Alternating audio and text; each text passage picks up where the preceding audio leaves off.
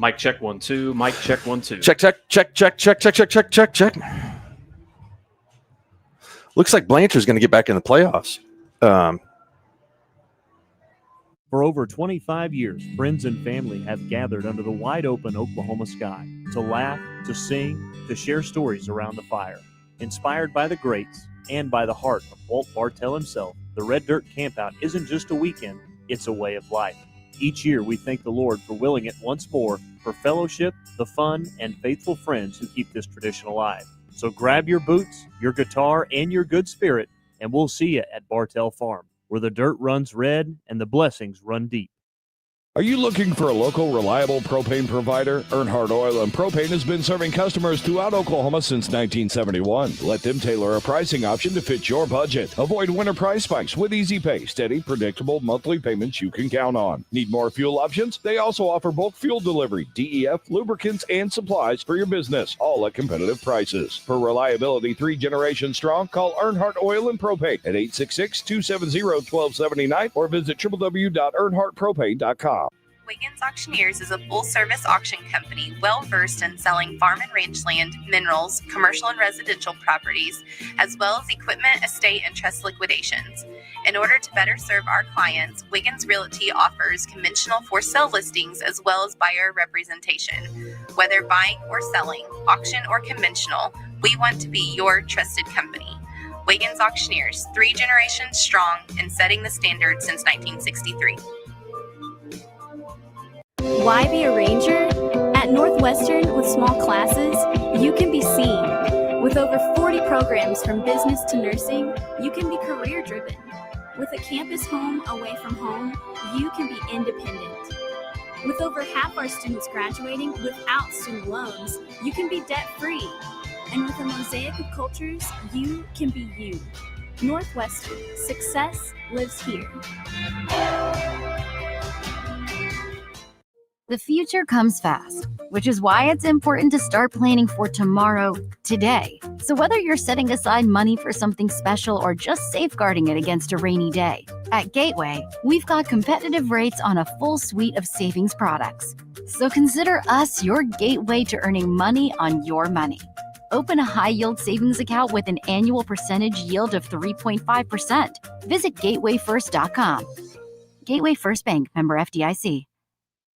Summer job, babysitting money, graduation gifts. Sounds like it's time to open a free student checking account with Communication Federal Credit Union. It's made for teens and tweens. Open your new account and get a free Visa debit card for secure shopping power online or in stores. Plus, mom and dad can transfer money in and manage it all from the app. Go to comfedcu.org for details. Communication Federal Credit Union. Farming today isn't just about hard work. It's about making smart choices. That's where Correction Line Ag and BW Fusion step in. We're redefining crop nutrition with cutting-edge biology that delivers real results. Stop relying on outdated methods. It's time for a fresh approach. CLA delivers data-driven solutions tailored for every growth stage, boosting your farm's ROI. Ready to get started? Call 833-CLA-SOIL or visit correctionlineag.com. Smarter farming starts here.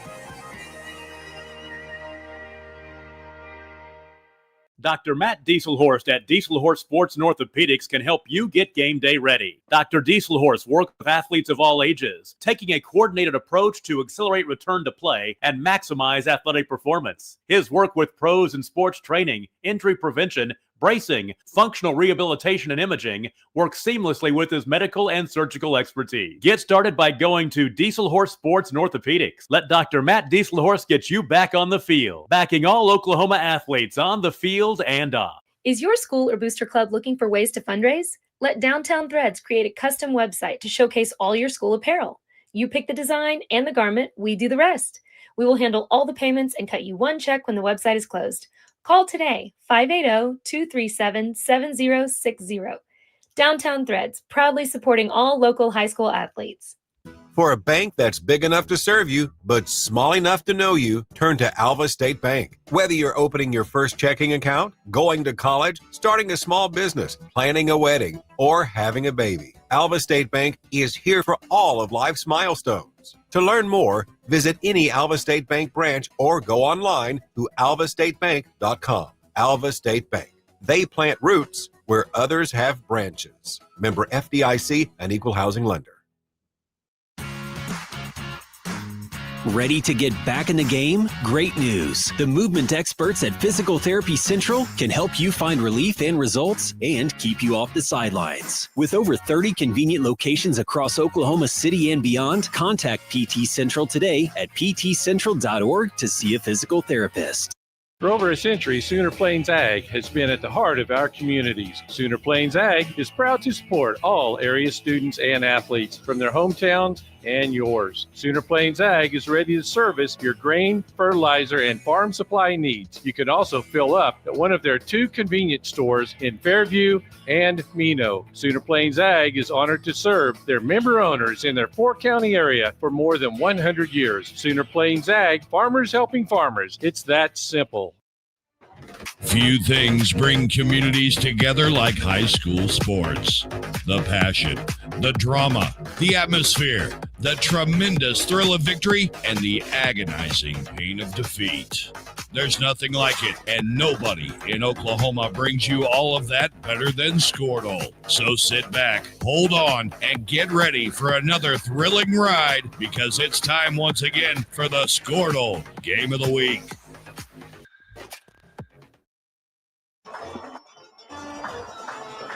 Hello and welcome to the Skordle Game of the Week here at New Maxon Field in Cashion. Mark Rogers and Adam Dieselhorst with you tonight. District Championship implications on the line here between the Cashion Wildcats at 8-1 and the Fairview Yellow Jackets also at 8-1 tonight. We're about 5 minutes away from kickoff. This should be a very good ball game tonight, Adam. Yeah, it should be a good one. You got 2 teams combined historically between them, 9 state championships.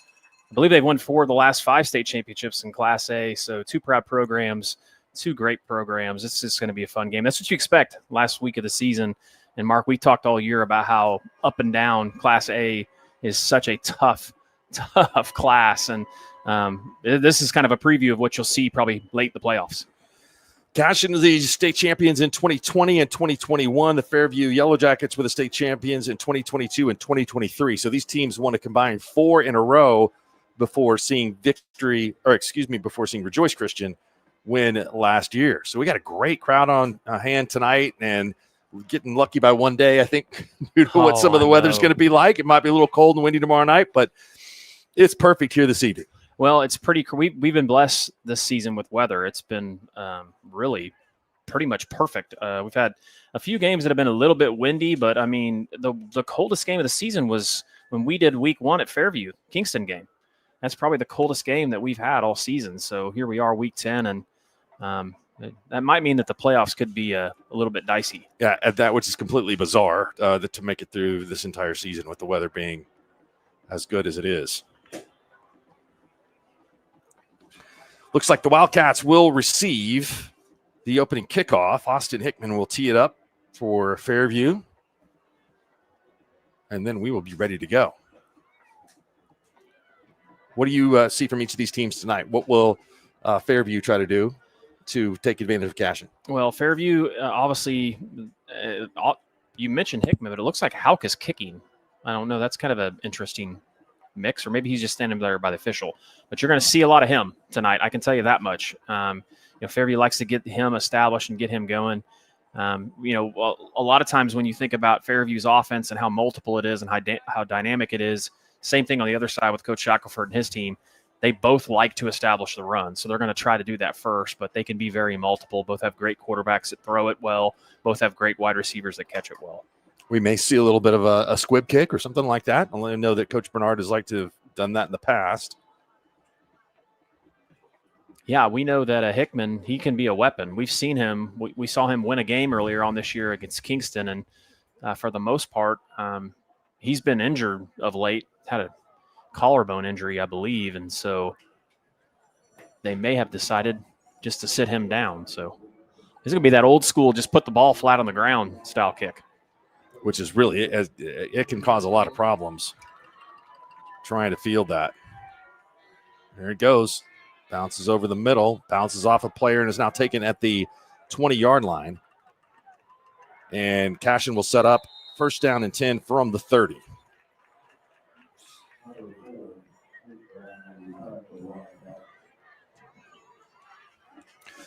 Cashion quarterback Kellen Smith has thrown the ball all over the lot this year. He is an excellent player, just a junior.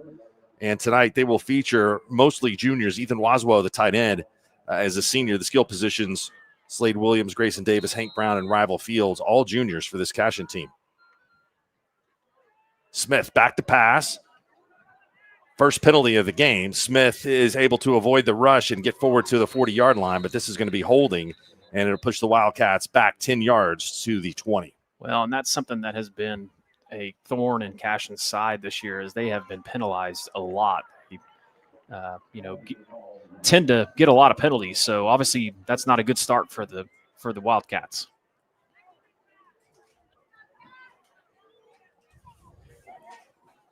Our officiating crew tonight, Peter Abernathy is the referee, Jeff Gose and is the lineman, is the umpire. Sorry, Chris Park is the linesman, Gary Guthrie is the line judge, and Brian Sapp is the back judge. First down and 20.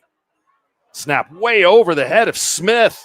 It bounces into the end zone, and Smith is able to get on top of it, and we have a safety. It's 2-0 in favor of Fairview, so disaster on the first two offensive plays of the game for the Wildcats, a penalty, and then a snap high over Kellen Smith's head, way over his head. He is able to get back on it in the end zone, but will be 2 points for the visitors. Well, we've seen that a few other games this year as Cashion has struggled there from center to quarterback exchange. Big play, big momentum in this game. Obviously, that's going to be a key, and the Jackets get on the board quickly with 2 points.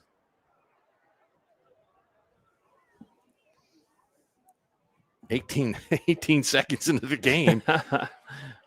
And Fairview is able to score on defense. Just like we drew it up, 2-0, first possession.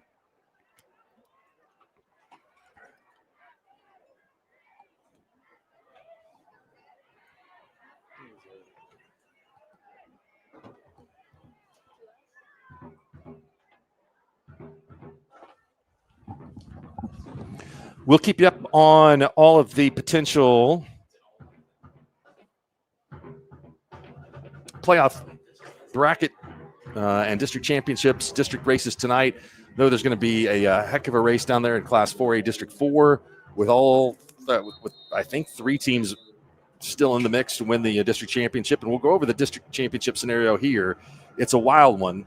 Cashion can win the district, but they have to win the game tonight by 15 over Fairview. And then they'd have to win a 3-way coin toss. And who knows where that's going to happen. There's good defense on the kick return team good defense for Cashion on the punt team. Tackle made by number 44, Houston Jerry. So Fairview takes over on the 49-yard line after the safety. Aiden Nightingale is the quarterback for the Yellow Jackets, 6 foot, 160-pound junior. Alex Houck is the running back, 6'2", 195-pound bruiser as a junior. David Louder, a freshman. Haddon Miller, a senior, and Gavin Ewing, a sophomore. Houck gets the handoff, cuts through a couple of blockers, and powers his way to the 44-yard line for a gain of 6. Tackle made by Slade Williams. Well, and you're going to get a lot of him. You're going to see him a lot. Coach Bernard is going to lean on Houck, and that's what kind of sets up their passing game.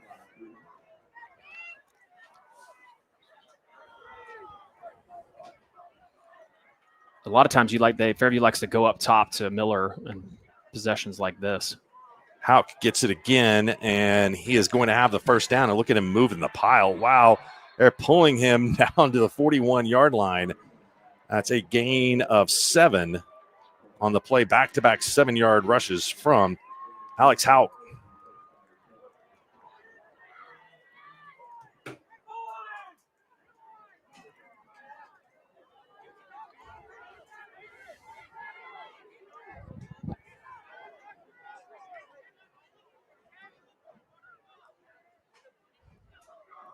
First down and 10 at the 42. Hop switches sides from Nightingale. This time they're going to throw it. They're going to throw it up top, and it is intended for Miller. Good coverage from the Wildcats as that ball falls incomplete. Got twisted around and was unable to make the catch, bringing up a second down and 10. Well, that's what makes it so difficult to cover Fairview. It's, hammered up the middle on you and try to tackle the big dude in the backfield that's dragging people 4 and 5 yards, and then they can hit you up the sideline anytime. Nightingale gives it off to Houken. Better defense up front from the Cashion defensive line. Only a gain of 1. Ethan Waswo, who's been hurt some of this season, back this week and making a big impact up front. Much better job by Cashion up front. Cashion, in their one loss, struggled mightily against the run. Hooker ran for almost 500 yards or maybe over 500 yards on them. So be big if they could get a stop here. Third down and 9. Motion from Ewing, and they're going to hand it to Houck. Houck is breaking through, and he is close to the first down, but we're going to have a penalty marker back at the 39-yard line. It's going to be a hold on Fairview. Second holding of the night.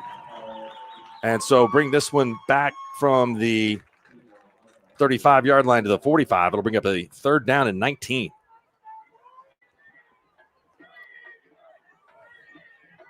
Well, and this is a situation where Fairview likes to go to number 1. If it's not something, just vertical, you see a lot of crossing routes, a lot of deep digs. But number 1 is a key target for Fairview. We'll give you the starting offensive line in a minute and the defensive starters. Nightingale drops back. Eludes a rush, going to throw it Bad deep down the decision. field, and it is intercepted. Intercepted by Cashion's Andrew Stockton, freshman in the secondary. And that was not a good decision by Aiden Nightingale, and Waswell credit him for getting the pressure quickly. Nightingale did a good job of stepping away from the pressure, but threw it off of his back foot. The big answer for the Cats. Waswo was immediately in the backfield and did force him to make a decision in a hurry there. All right, Wildcats take over now on their own 23-yard line. Handoff goes to Grayson Davis on a little sweep, and he is tackled for a loss of 1. There's Noah Schmidt out there for the Yellow Jackets, number 12 in pursuit. That was Houck blew that entire play up, though. He got about 5 yards into the backfield, and that's what disrupted that carry. Houck playing on both sides of the ball. They'll certainly have plenty of activity tonight. 2 plays for Cashion and 2 negative yards. Actually 3 if you include the hold. So Wildcats try to get it going this way. That ball is thrown up in the air and tipped by 2 different defenders for Fairview. Ethan McEachern was the first there to defend, and Haddon Miller the second. Both tipped it, had a chance to potentially pick that one off. Well, in that time, you see Coach Shackelford, the tailback coming out of the backfield was wide open. There was nobody on him. Rival Fields, he had about 6 yards and then a lot of green in front of him. Hank Brown is in motion. Smith, 7-step drop, throws over the middle, and it's caught. Ridge Cottrell is there for the tackle, but that is close to the first down marker. Sure is, and that's Waswo again. He can be a weapon coming out at the tight end spot. That looks like it's going to be a first down.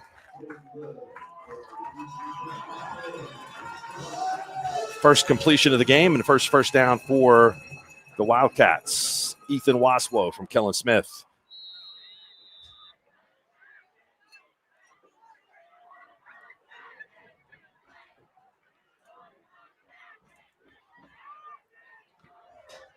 Snap a little high again. Big hole. And boy, what a tackle made there by Cottrell. Or excuse me, that was number 33, Cole Heyman, who dragged the ball carrier Slade Williams down from behind. Well, and Heyman's been hurt too for the Jackets. It's good to see him back and healthy, but you're right. Just reached out and grabbed him. Fake to Williams. Smith going to let this one go. Double coverage, but he had a step on the defenders, and it falls incomplete. That was intended for Grayson Davis, number 3. And I'll bring up a 3rd down and 6. 2 guys there that time for the Jackets in coverage, and the ball was just thrown perfectly. But obviously the disruption by the defense caused him to drop it. Got him. Quarterback influenced the move and had,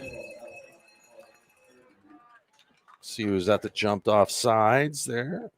Ray Walters, I believe, was the guilty party. So this will give him 5 and bring up a 3rd down and 1. Much more manageable.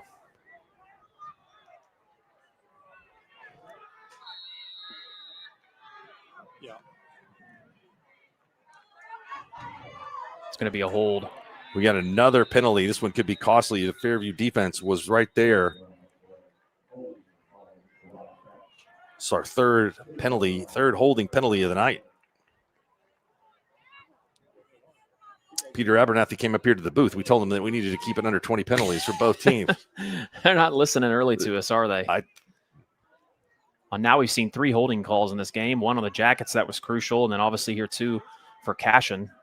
Last time Cashion got a hold, their center snapped it 20 yards into the backfield. So 4 penalties and just 4 minutes in. It's not a good pace. Well, they've struggled with penalties this season.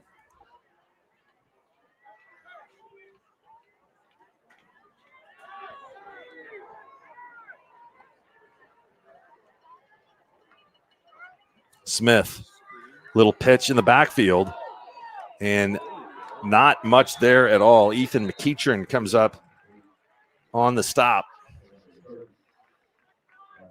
Rival Fields with the reception, and Fields gained 3 on the play. Well, Cashion had something too out there. Unfortunately, they just didn't get the block held. If they could have got that block, Fields had some green grass in front of him. Great defensive play out there on the edge for the Jackets.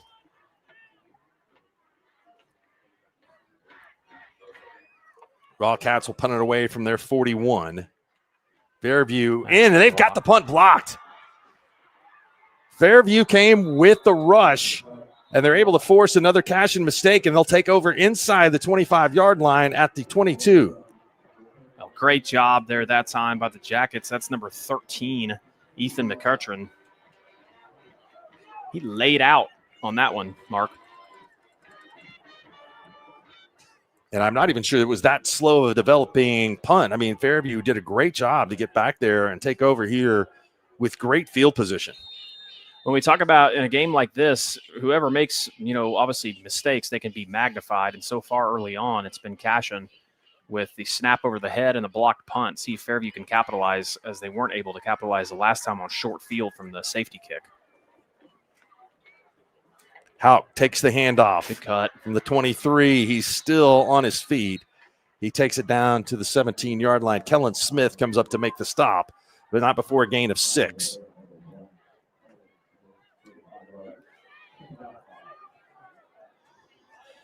Just a tough run, and Houck, he keeps up that tempo of running, and late in the game, it just becomes really difficult to tackle him.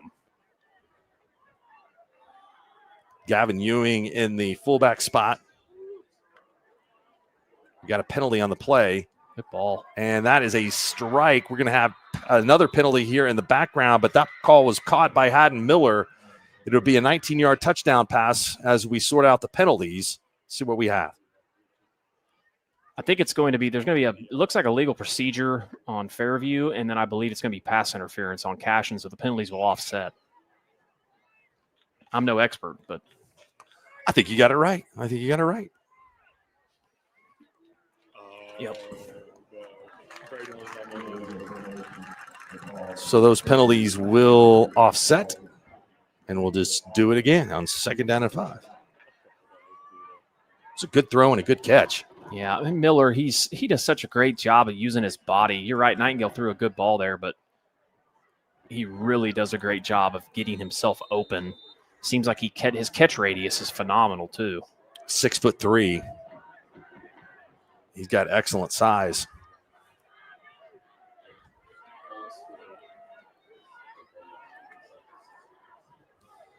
Wildcats were expecting the run, and a good job by Hauk to break through.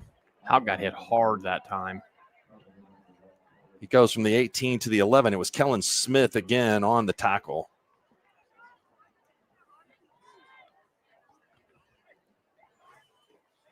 Kellen Smith getting his money's worth tonight, playing quarterback and making a lot of tackles. Well, and if he's making tackles, that's not a good sign for the Cats because you don't want your safety picking up that many tackles.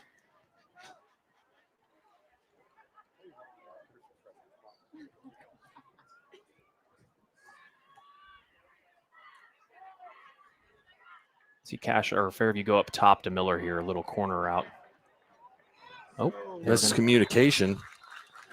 As Nightingale threw that behind the intended receiver, so it'll set up 2nd down and 10. They can get a first down near the 1. That's a little money route that Fairview runs. It's kind of a little bluff slant out route. And like you said, Mark, they were just a little bit off on their timing there.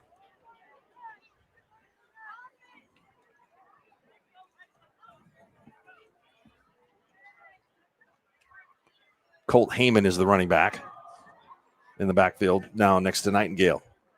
Heyman runs into his own man. Good run. Takes it down to the 5, and they'll blow it dead. Maybe he gets it to the 6, so we'll give Heyman a gain of 5. Now Hauk checks back into the game. Got a little injury update on Austin Hickman. He's not feeling well, has some pneumonia. So tried to give it a go before the game, man. And so we hope he gets a lot better. Man, that's too bad. I knew he was battling a collarbone injury, but man, pneumonia, that's horrible. Well, I saw him out here kicking before the game. Well, at least out here stretching. I don't know if I saw him kick. Yeah, I think tried to give it a go and was unable to do it. Little quick toss to the edge. A little pitch sweep. Hauk trying Great to get pursuit. past the 5-yard line, and he doesn't. So this will set up a 4th down and around 4 to go for the Jackets. Strength of Cashion's defense is on the edge. They have a lot of really good Waswo. Yeah, a lot of good edge skill players too, linebackers and safeties, and you've seen Fairview run it right at them. I like the play call by Coach Bernard because they've been running it right at them. But Fairview needs to get it to the 1 in order to preserve the drive. Crowd coming to life here. Nightingale gets the call. He's going to throw, and it's incomplete. Tried to run a little pick play, rub play for Gavin Ewing, and the Wildcats had it defended well. So the defense is stepping up early in this contest. Well, just a great stop there by Cashion and good pressure on the backside by Coach Wood in this Cashion defense. So, man, big time stop.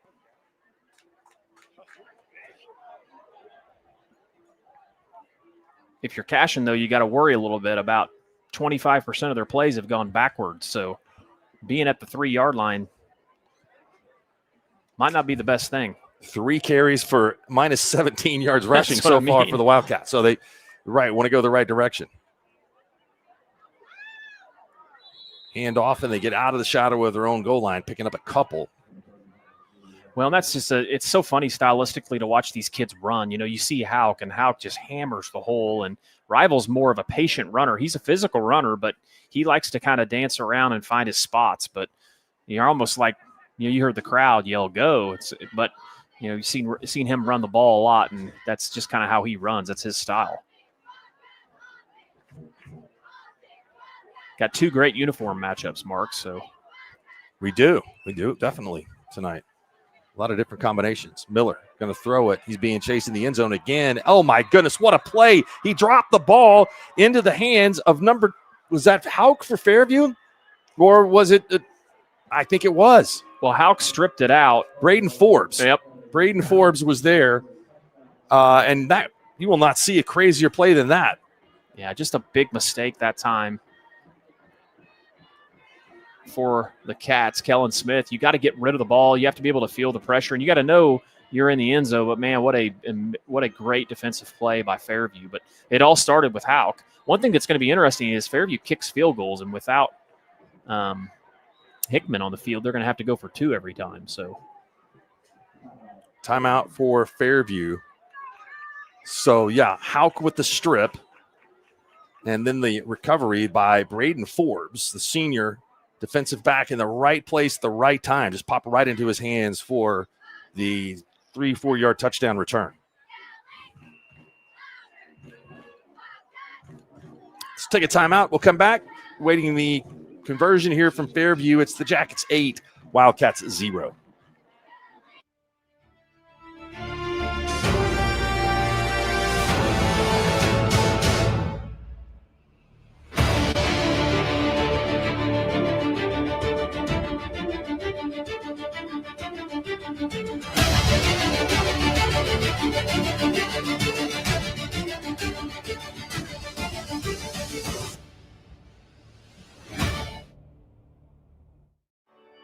No matter what comes our way, we'll always put you first. You're more than a patient. You're someone we care about. And we're working hard every day to keep you safe and continue to give you the best care so you can feel comfortable here. Not because Stillwater Medical is a healthcare provider, but because we're your provider. And we're ready to see you and serve you right here at home. It's more. Welcome back. Fairview going for the conversion attempt, and the Fairview defense has put all 8 points on the board this evening. Yeah, it's been really impressive so far. Both these teams have been actually impressive defensively. Came in talking about these high-powered offenses, but I'm going to guess they're going to run power to the top side with Houck. Nope, I was wrong. They're going to throw it. Good play call. Ooh, threw it a little high. Oh, no, over the head of Miller. Pass intended for Haddon Miller is incomplete. So we have an 8-0 score. Well, and that's a big stop for Cashion. Obviously keeps the score, to one possession. But really, considering all the momentum plays have gone Fairview's way, you can't be too disappointed if you're Cashion. 8-0 here early on.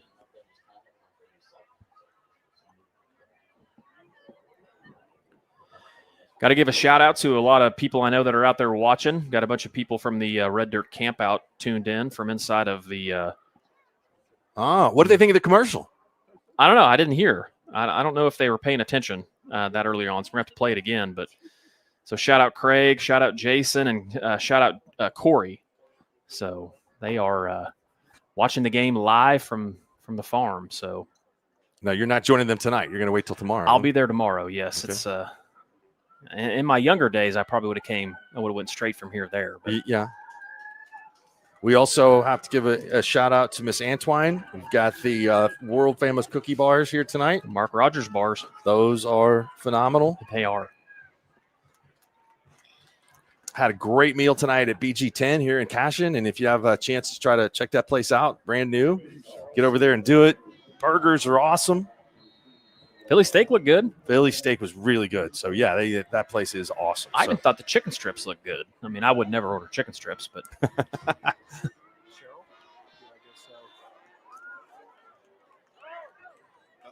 Good return. Really good return and good field position for the Wildcats.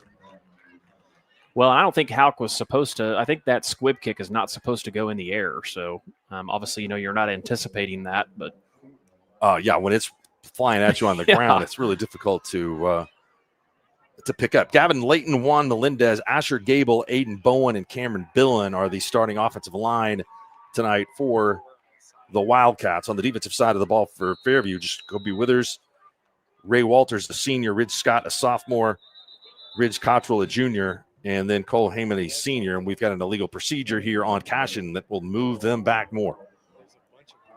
Just a lot of penalties. I mean, I think that's penalty 5 or maybe 6, Mark. Yeah.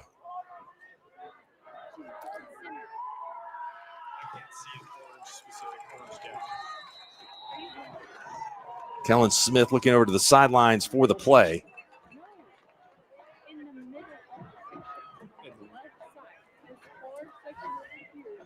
side section, yes. And then I asked, and you said no. Smith going to hand it off, and the entire Fairview defensive line is there to make the stop. No running room at all there for the Wildcats. Those two big guys up the middle for the Jackets are just not getting moved anywhere. That's big number 56, Ridge Scott, big 77, Ray Walters for the Yellow Jackets.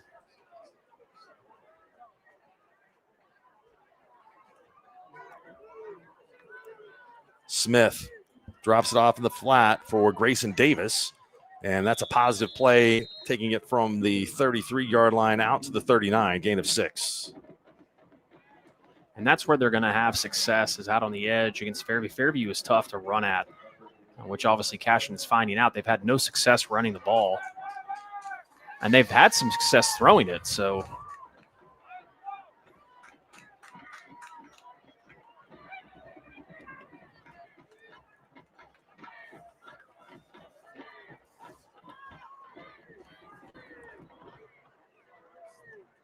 Smith, 3-step drop. Going to throw one up for Waswo, and it's caught, but out of bounds. Rival Fields. Caught it, but it caught it out of bounds. And that's going to bring up 4th down and 12 to go for Cashion. Looks like they'll punt the ball away. Well, right idea, but obviously you got to throw a catchable ball and get it in play. Another big stop for Fairview, as Cashion has just had no success on the offensive side. Well, and this presents a problem as well, as the Yellow Jackets got a great rush on that last punt to set themselves up with field position inside the 30-yard line. No rush this time, and the ball's booted away, and it's a good kick. It's going to bounce, too. Bounces, still bouncing at the 25-yard line, and stops at the 22, where they will have it 1st down and 10. We'll take a break. We'll come back still in the first quarter here, 8-0 in favor of Fairview. It's more than just your lawn. It's your grass kingdom, your green canvas, your fairway to heaven. It deserves the Kubota Z400. With class-leading speed, agility, a powerful transmission, simple deck height adjustments, and legendary Kubota quality.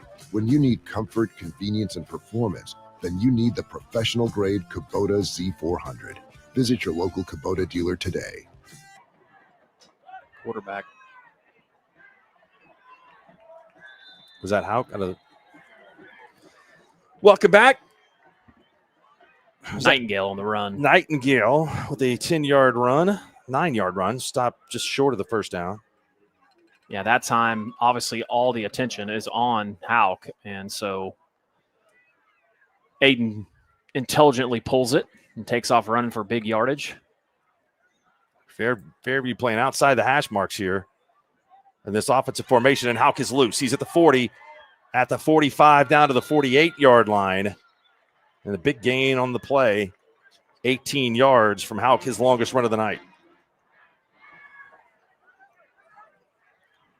Well, they get you all crammed up inside because everything's, you split zone or inside handoff stuff. And Hauk that time just makes a great cut and picks up big yardage for the Jackets.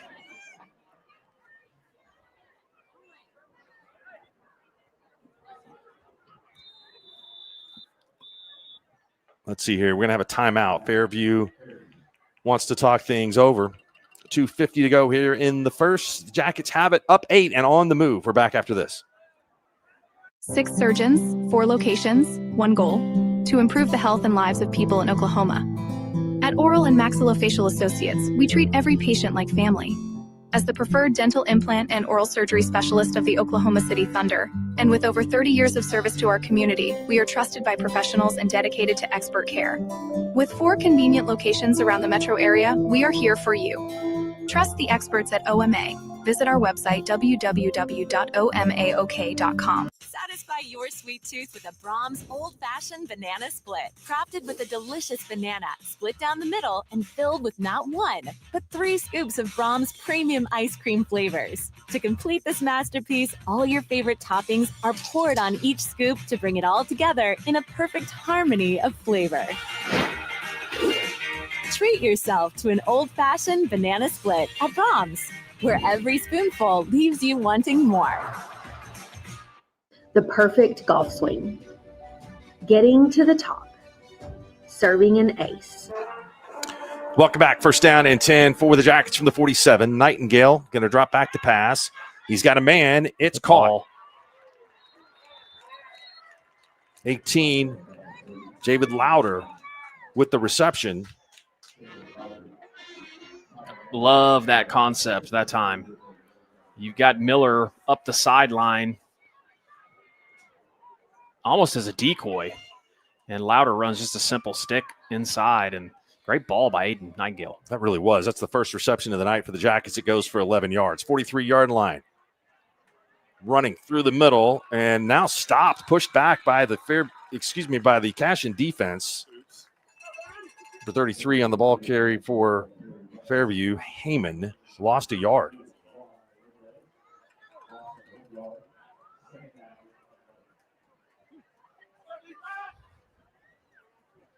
Better job there up front. Cashion has done a nice job along the line of scrimmage. Yeah, so they have. far. It seems like once, obviously, Fairview's had great possession the whole game. They've had a good field possession the whole game, but inside the 50, slowing some things down, Cashion seems to get some good stops, just shooting themselves in the foot, the turnovers and the penalties. Nightingale got crushed by Waswo, but Good throws ball. it deep and intended for Louder, but he could not come up with it. What a rush.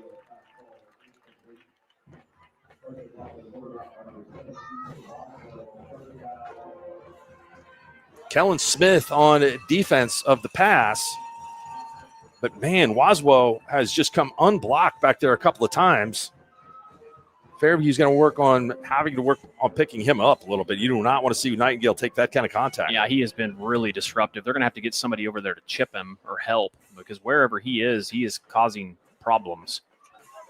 Look for Noah Schmidt over the middle here on an in route. Third down and 11. They're going to give it to Hauk, and Hauk picks up almost all of it. So much for me calling the offensive 40 for Fairview. It's a 9-yard gain to the 35.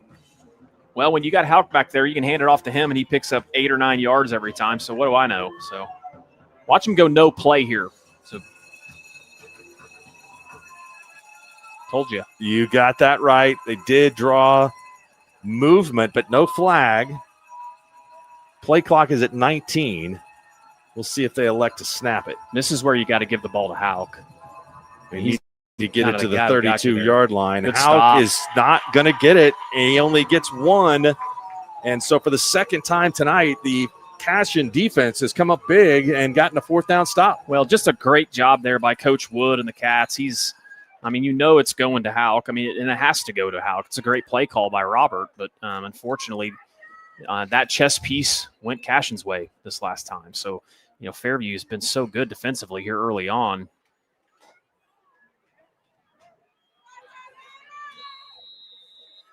You can lean on that defense. I have to be happy with some of the defense they've played. And there's a good initial push. Well, and that time was a good job by Smith. They need to get him involved in the run game. Makes it a lot more difficult when you're multiple, when you can pull the ball and they don't know it's just going to the tailback every time.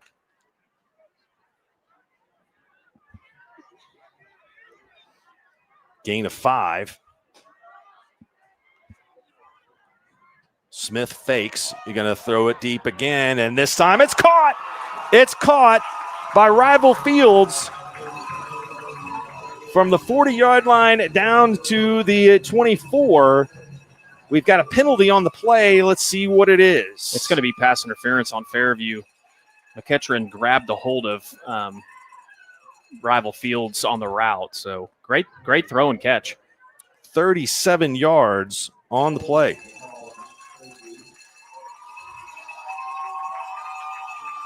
Well, and that's exactly what Cashion needed. They have struggled on the offensive side of the ball, and just a big pickup, big chunk yardage. Fourth completion for 56 yards for Kellen Smith.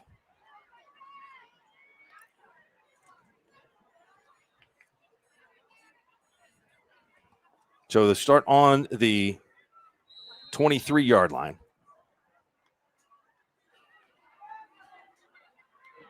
Smith keeps it this time, but not as much running room as the last. He goes for no gain. Well, better job that time by the linebackers. Cole Heyman, he is so disruptive.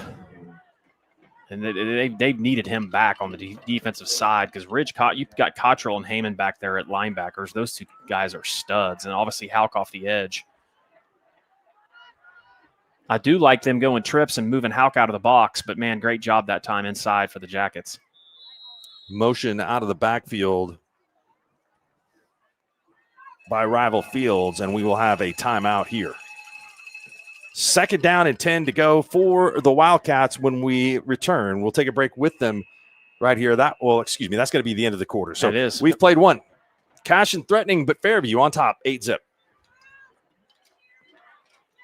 The perfect golf swing. Getting to the top. Serving an ace. Whether a professional or a weekend warrior, we all want to do our best. But what if you get hurt? How do you get back to doing what you love? The team at DRH Health Orthopedics and Sports Medicine provide comprehensive and advanced treatment for injuries. DRH Health Orthopedics and Sports Medicine, working to get you moving again. The wealth is represented by this statue. Is there something I can help you with? I'm sorry, you mentioning wealth just reminded me that I have wealth waiting for me. Oh. Yeah, it's super easy. Visit yourmoney.ok.gov, enter your name, and find out if you have any lost money. Oh, it's from the Oklahoma State Treasurer. Sure is. Wow, I have over $100 waiting for me. My dad has some. We do too. Go to yourmoney.ok.gov today to see if you have unclaimed cash. All right, we had a timeout with 5 seconds left. It was not the end of the quarter, so this should be the final play of the first quarter. Smith going to throw it, Good and ball. It's caught. Man, that ball was thrown in a perfect spot. Caught by Waswo. Braden Forbes is in a great position, almost tips the ball, but just a great throw and catch there that time for the Cats. That will bring us to the end of the first quarter. 2 catches tonight for Waswo for 24 yards. Wildcats threatening here as we begin the second. Stay tuned.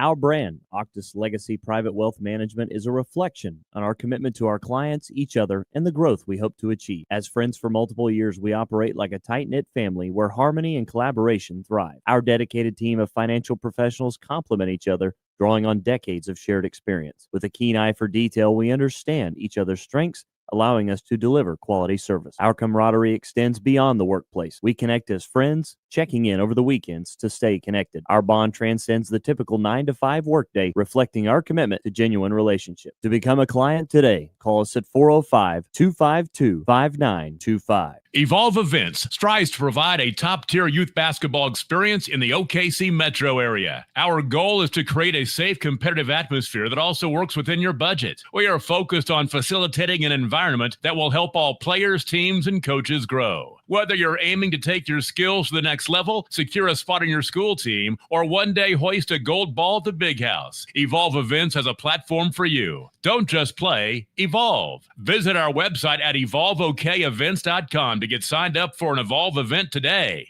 Student athletes push hard on the field and in the classroom, but when injuries happen, you want a physical therapist who makes recovery personal. Prime Physical Therapy is more than just a clinic. We're a faith-driven, patient-focused team committed to helping athletes bounce back stronger. Healing happens best in an environment where athletes feel supported, motivated, and yes, even have fun. Parents, you can trust us to care for your athlete like family. Call or text at 405-706-1266 for a free consultation in clinic or by phone. Prime Physical Therapy, helping athletes get back to their prime performance.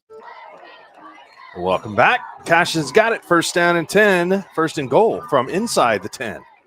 Smith drops back to pass, and that ball is dropped, but hit hard and defended over the middle. Pass intended for Waswo, but he is banged up and is going to have to come off the field. That is not good news for Cashion. Noah Schmidt there that time on the play for the Jackets out on the edge, and Waswo is limping off the field. Hopefully just some kind of a maybe stinger as they're tending to him. 2nd down and goal to go.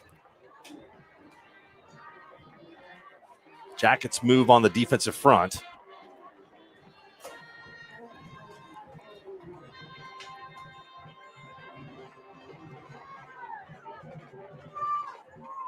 Handoff. And nothing there as the tackle is made by the big defensive tackle, Ray Walters, for Fairview.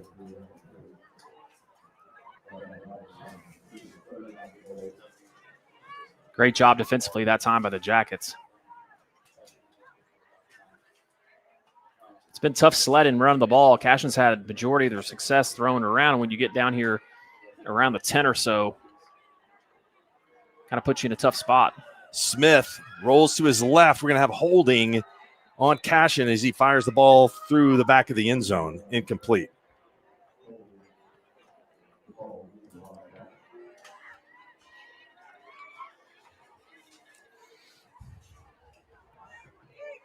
We had all kinds of scoring in here tonight. You got a safety. We might have a potential. We could have a field goal here, could we? I don't know. They may have just pushed themselves out of field goal range. Well, Cashion, that surprises me a little bit that Fairview was going to take that penalty and push them back to the 19-yard line. Give them another opportunity. Yeah, because now obviously Cashion's got 2 plays, but so you take the odds of it being 1 play from 10 yards out or 2 plays from 20, right? I'd rather have 2 from 20. I would too. It's interesting. It's a tough spot. Smith all alone in the backfield. Looked like maybe one of Cashion's players has moved early, but they throw it in the end zone, and it is caught. Touchdown. What a throw. That ball was thrown right into the middle of the defense, but it had a ton of zip on it. And the pass was, let's see, number 12. Caught that pass. That would be Ryder West, the sophomore. 19 yards on the catch. Man, that was a heck of a throw. I thought that ball was thrown into some serious traffic there. Great throw and catch. Yeah, it was hard to tell whether or not he had caught the pass. Cashion going to go for the 2-point conversion here to tie it up. Smith running, throwing, tipped, and caught. Grayson Davis in the back of the end zone on the 2-point conversion. And we are tied at 8 here with 10:59 to go in the first half. Well, sometimes it's better to be lucky than good, right? Isn't that the old saying? And that time, Smith makes the right play. I mean, obviously, you either convert or you don't, so you got to get rid of it. Man, big-time answer for the Wildcats. Kellen Smith has now thrown for 88 yards, including the 19-yard touchdown pass to Ryder West, and we are tied. Well, that's what Cashion needed because really early in this game, Fairview's had a lot of opportunities to, I wouldn't say put this thing away, but to really open up a pretty big lead on Fairview or on Cashion, and they've just not really been able to do that. The only touchdown they scored was off of an error from Cashion, and then Fairview blocks a punt. They don't score on that possession either, so Cashion's, kind of hanging around. Obviously, the Fairview's kind of the team that's favored in this game, and a lot of times that team that can get a little bit of momentum can make a big difference in a game like this. Fairview has been stopped twice on 4th down, so the situational defense by Cashion has been good tonight. Need to give a shout out to Andrea Martins. She's tuned in from, well, her name's not Martins anymore. It's Nightingale. I'm sorry. It was Martins when I was in high school. She's in Bartlesville watching. Awesome. So Reed, our cameraman, that's her nephew. Very good.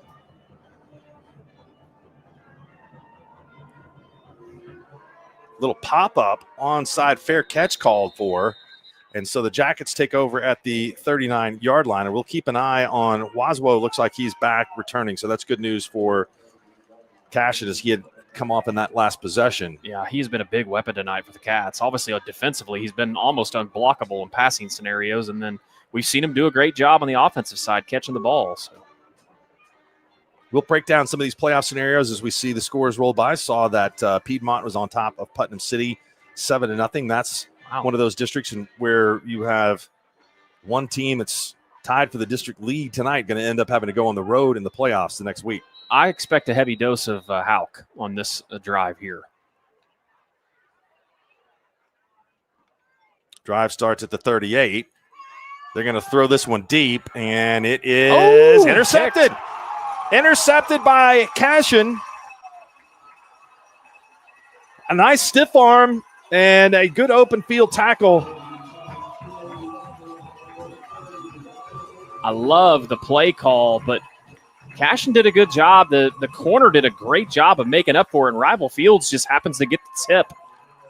Rival Fields picks that one off and has a pretty good return to bring it back to the 45. So, man, we've seen a little bit of everything in this game so far. It's been a heck of a game. Now those momentum plays are swinging the opposite direction towards Fairview. Interesting to see. One thing from Fairview is 55 for the Yellow Jackets. He's been injured and out. So that's Drayton Chavez. To see him back in the game, that's big for the Yellow Jackets. He hasn't played in probably 4 or 5 weeks. Smith, hands off, patient running again, and not much room there at all. Fields is stopped before he can get past the line of scrimmage. They'll mark it right back on the 45. Well, just great job up front. I was just talking about Chavez. He's the one who disrupted the play there and obviously held the man up and let his linebackers do work. That defensive line for Fairview, those 3 big bodies up front, are doing a great job against the run today. A lot of times they don't get the glory because they're not the ones making the tackle, but they're doing a great job occupying people and moving the line of scrimmage.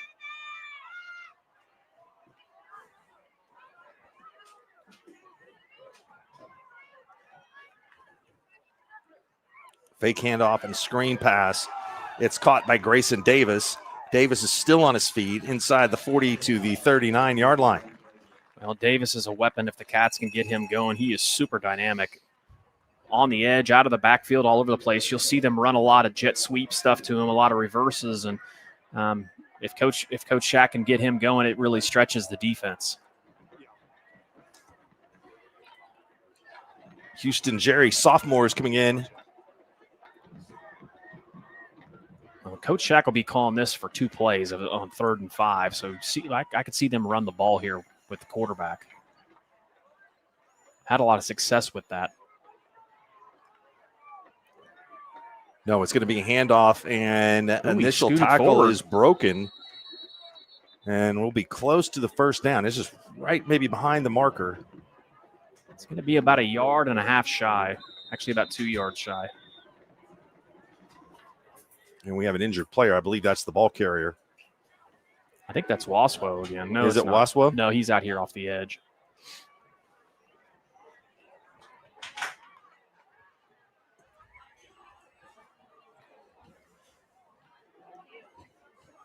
We'll take a break while they attend to the injured Wildcat. When we return, Cashion on the move. Game all tied up at 8 here, 8:58 to go in the first half.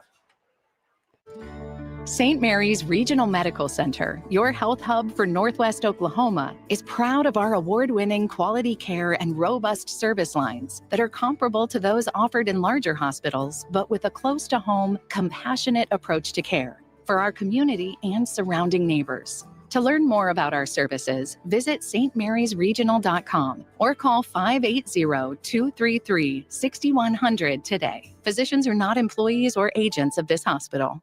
For over 25 years, friends and family have gathered under the wide-open Oklahoma sky to laugh, to sing, to share stories around the fire. Inspired by the greats and by the heart of Walt Bartell himself, the Red Dirt Campout isn't just a weekend, it's a way of life.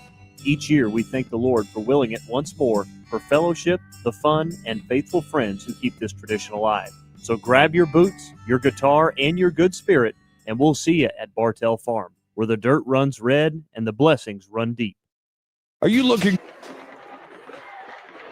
Welcome back. Cashion, Hank Brown, the injured player, walked off the field under his own power. Be interesting to see the play call here. 4th down and 2. They've had much more success throwing the football than they have trying to pick up this yardage on the ground. Watch them go no play, possibly. They snap it. Heavy rush, and Great there's job. nothing they can do.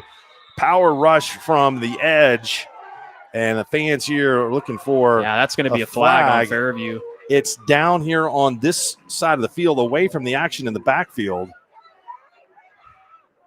But it's going to be a personal foul against Fairview, so that means that Cashion will actually get the ball back.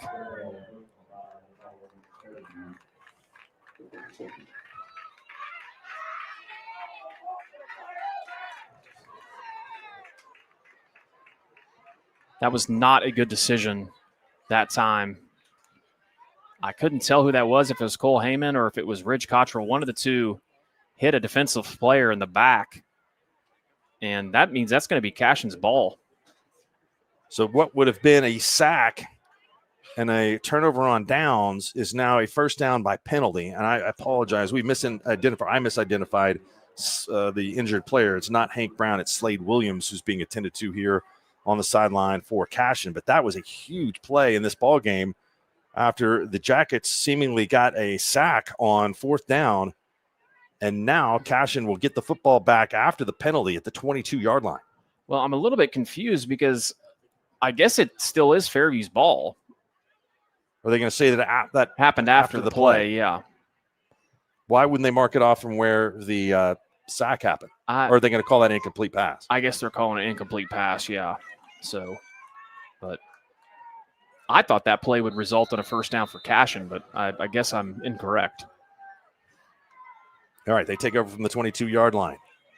Hauk running to his left, and he is pushed out of bounds at the 29. It's a gain of 7.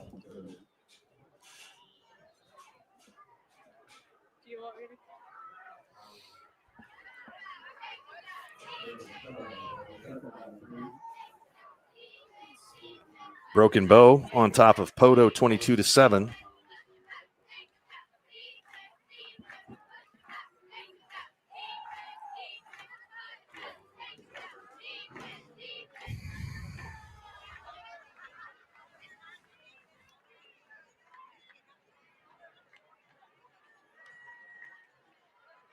Hauk.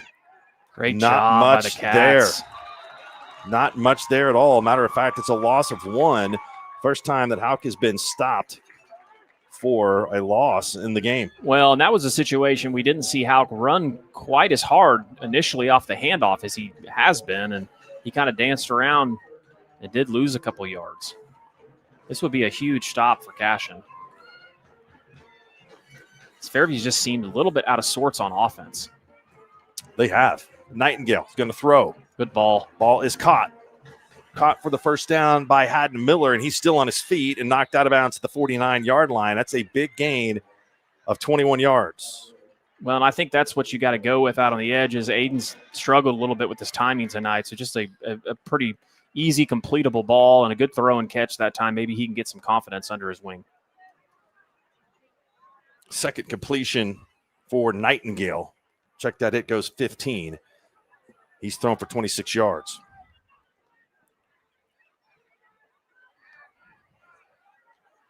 Hauk gets it, 2 hands on the football, plunges into the middle of the Cashion defensive line, and they are there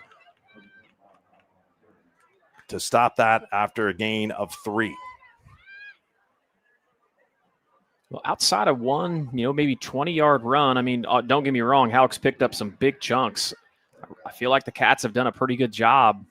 They're putting Fairview into tough situations, third downs, fourth downs, and that's all really you can ask for against an offense like this. So, Fairview's got to start picking up bigger chunks carrying the ball or get something to break loose in the passing game. 12 carries for 65 yards for Hauk. They're going to pitch the ball to Hauk this time. He's at the 45, waiting for blockers, across the 50 to the 49. I like that play call. We've seen them try to test the middle of that Cashion defense, and now they're working on the edge.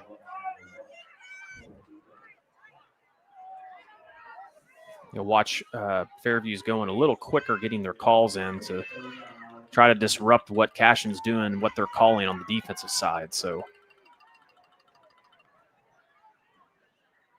Fairview's offensive line had a hard time blocking Cashion on pass plays. So with one linebacker back there, this looks like a Hauk run.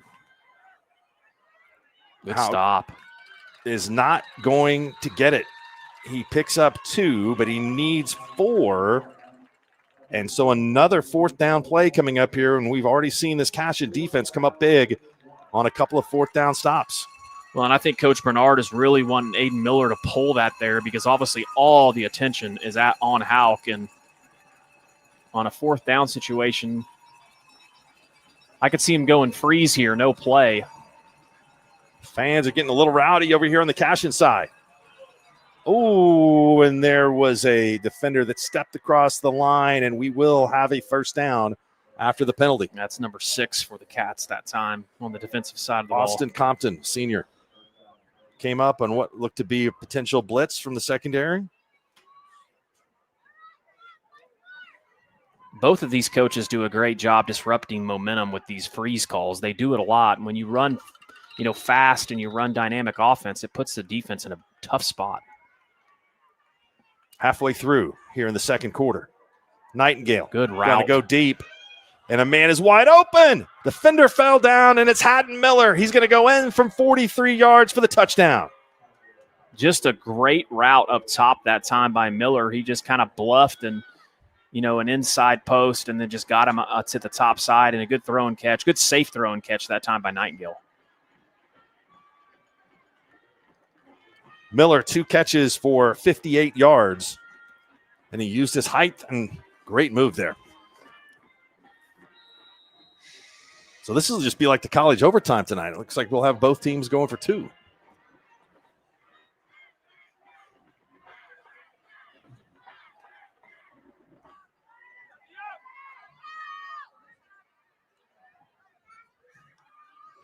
Nightingale going to run with it. He's got Houck out in front, but he cannot elude the defense. Oh, wow. That's going to be a penalty on Nightingale. Yeah. Tackle was made by rival Fields. Nightingale didn't like that, and so it looks like we're going to have an unsportsmanlike on Fairview. Just really following the tackle. Yeah, really uncharacteristic for Fairview. I have yet to see them in the games I've covered to see them get personal fouls, and that time Nightingale, he didn't throw a punch, but he swung a hand out. You got to keep calm, even if the other team is being disruptive. That's a strange sight to see, to be honest with you. So 15 yards on the kickoff here should give the Wildcats pretty good field position. Well, a great job that time by Fairview on that drive. We talked about it's inevitable. Miller is inevitable. I'm just telling you, Haddon Miller is a stud. He's just a nightmare trying to match up with him at 6'3", 180 pounds. And he ran a fantastic route that time. And Fairview answers, obviously, to put the lead back up by 6.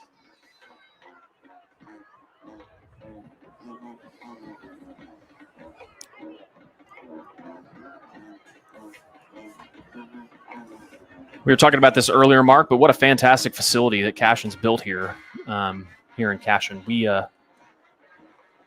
see a lot of small schools around the state and see some of the facilities that are being developed. Fairview, one team we've covered a lot, it's got a fantastic facility too as well. But kudos to the community of Cashion for saying yes on a bond and putting a facility like this together. It is just gorgeous. We were here last year for the track meet. This track it's awesome. Yep. And we'll be back again in April 24th. We're doing the Skordle relays again. So that was a really cool event. And shout out to Coach Wood and all the coaches that made that happen. And I believe they're going to add some teams too. So they had a lot of interest in that event. Big night tonight for Skordle with all the scores being reported from across the state. The final week of the regular season as we determine playoff seedings this evening across the state. I'd like to see how kick this thing on the ground, not up in the air. There it is. That's what you want. Oh. Ball's taken by a lineman there. Yeah. Guy with. Honestly, based on the field position, that's not bad for Fairview, the result, because you're dealing with a personal foul, so you'll take it any day of the week. The ball will be resting right dead set at midfield. Right at the tip of the paw.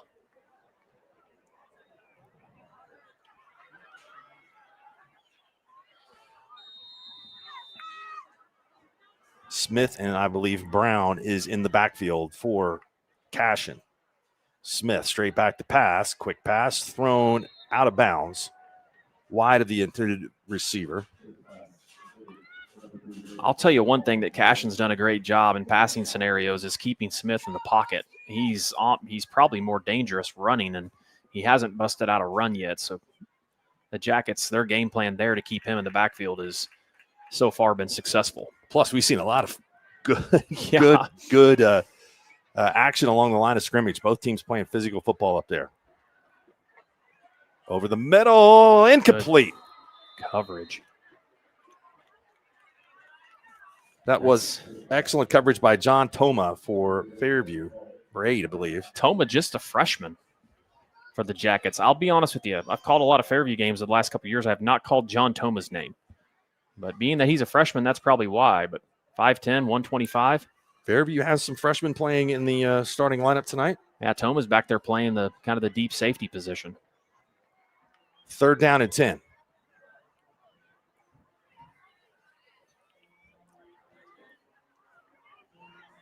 Well, and only about 10 seconds have come off this clock on this possession, so good ball. Pass caught. Good for the first down. It's a gain of 15 yards. Rival Fields on the reception. Well, and Rival's doing a great job catching the ball out of the backfield. That's just a tough play to defend. I mean, just a great throw and catch that time by Smith.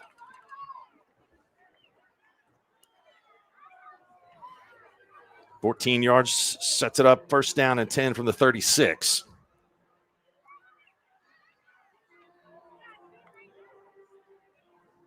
Couple minutes into this game. I don't know if we might have been heading for a late finish, but looks like this one could go to the wire. Little screen pass Good to cut. Grayson Davis, and Davis makes a man miss and goes from the 36-yard line down to the 33 for a gain of 6. Ridge Cottrell makes the tackle. Well, and if you're Noah Schmidt that time, you got to come up and make a play there. He kind of dropped down, and Smith just kind of slid by him. I'm sorry, Grayson Davis did. Good throw and catch for the Cats. That's basically a run play.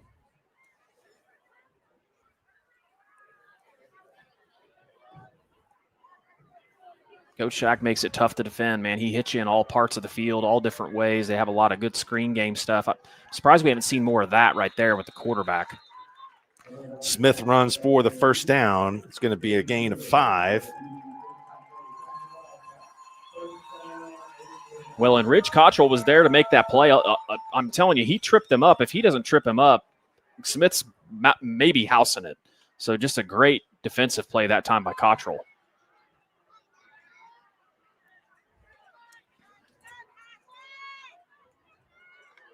Got him. The clap drew him off sides. Picks up 5. Is going to make it 1st down and 5. Well, that both these coaches, we talked about it earlier on, they love to use that freeze call.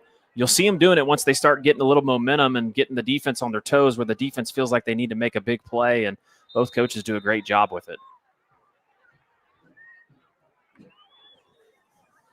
Ooh, got him. Good ball. Handoff. Good Waslow play. Is just a great play call. Down at the 1. Wow. Almost in the end zone. I don't know if you saw that play there that time, Shaq, but they've been really successful on the edge with Davis up top, and they played out like they were going to run it. Davis threw his hands up like he was about to catch the ball. It brought everybody up and opened up Waswa wide open. Toma was the only one there, and Waswa was just too big of a body on that play. Cashion's got to be careful here, though, at the half-yard line. That's what I hate about shotgun. Bolton in the backfield, and he is taken down. Bolton loses 3 on the play.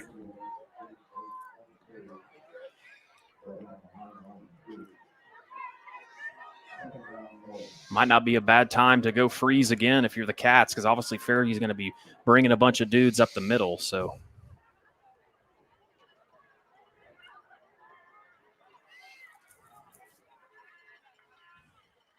Bolton, fake handoff. Smith trying to elude a what bunch a of play by defenders. Smith.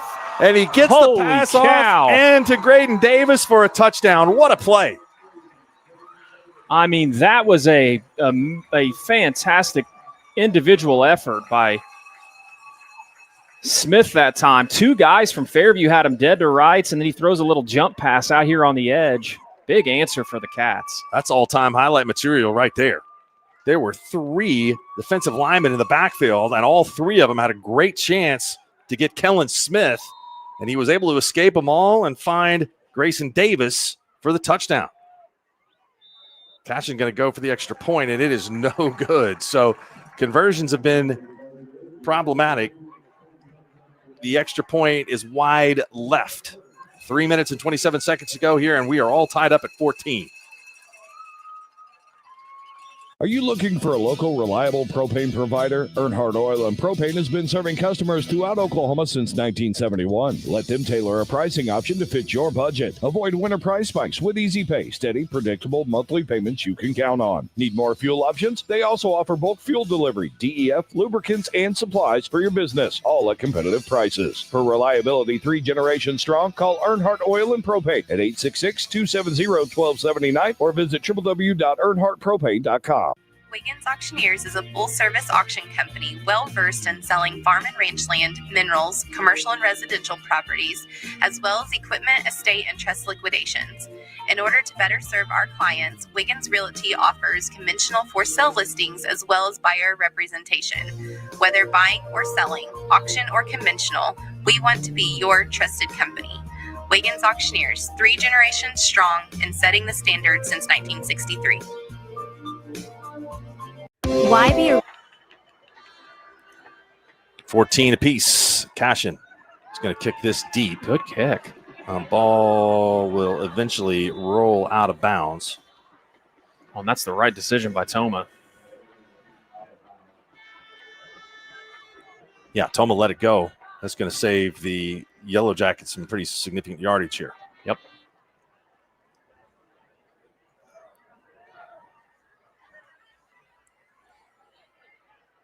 "11 completions for Kellen Smith, and it looks like that is the preferred method of moving the football for Cashion. Try to get it done through the air. They have not had much success at all on the ground. What's going on here? They're going to kick again, I guess. Was there a penalty? Oh, there's a legal procedure. And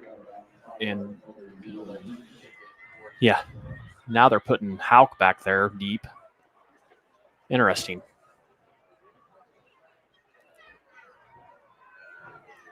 Beautiful night for football here at Maxon Field in Cashion. The district scenario that unfolds tonight, Cashion has 30 points in the district. They need to get, they have 60 points, right? Need to get to 90. Yeah. Somehow tonight would have to be a 15-point win for Cashion and a 15-point loss for Fairview. If Hooker has a 15-point win tonight, then we have the dreaded 3-way tie that we have talked about. Which I'm going to guess Hooker gets that tonight. I've not checked the Skordle scoreboard yet, but I'm going to venture to say.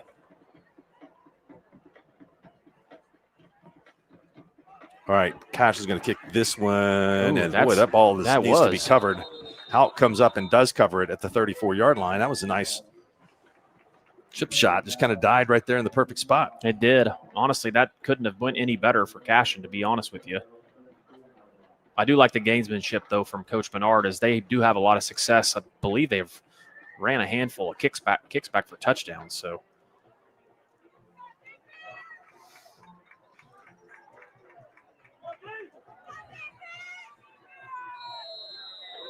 Hauk is in the backfield next to Nightingale from the 34. Cashion's front four has been good tonight. Yes, and good again. Great job up front by the Cats.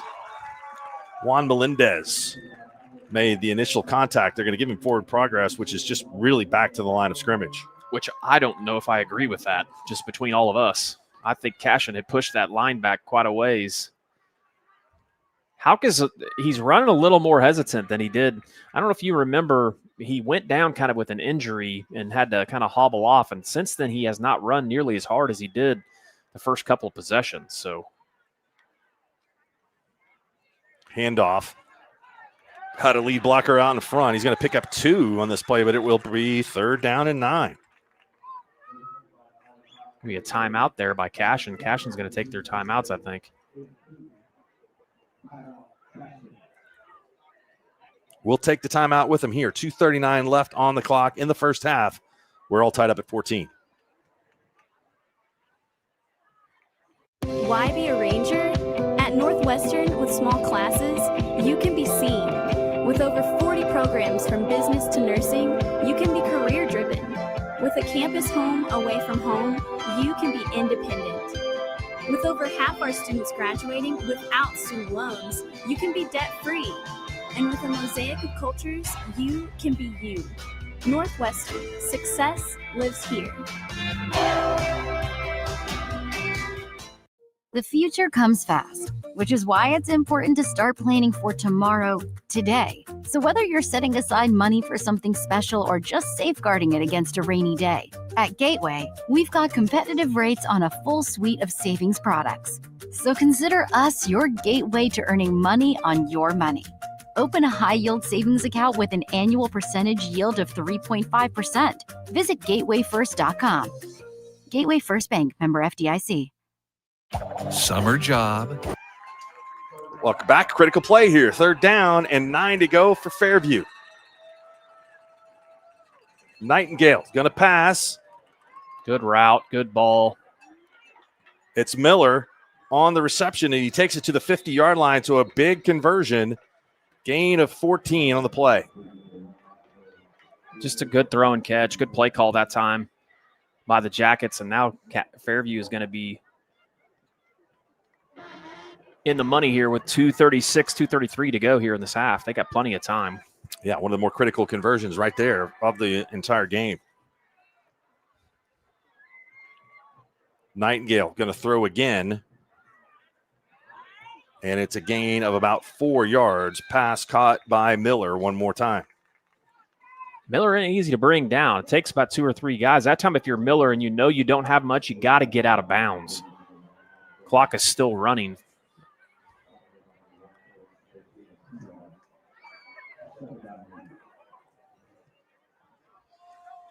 Fairview doesn't seem to be in too big of a hurry, but take their time here to a degree. I could see him going up top. Cashion's rolling coverage over the top of Miller, though, so they got him kind of doubled up now. So Nightingale throws this one over everybody down at the 30-yard line. So we'll have another 3rd down play coming up, 3rd down and 8. He threw that one to Travis Bernard, the the writer for the Fairview Republican over here on the side. So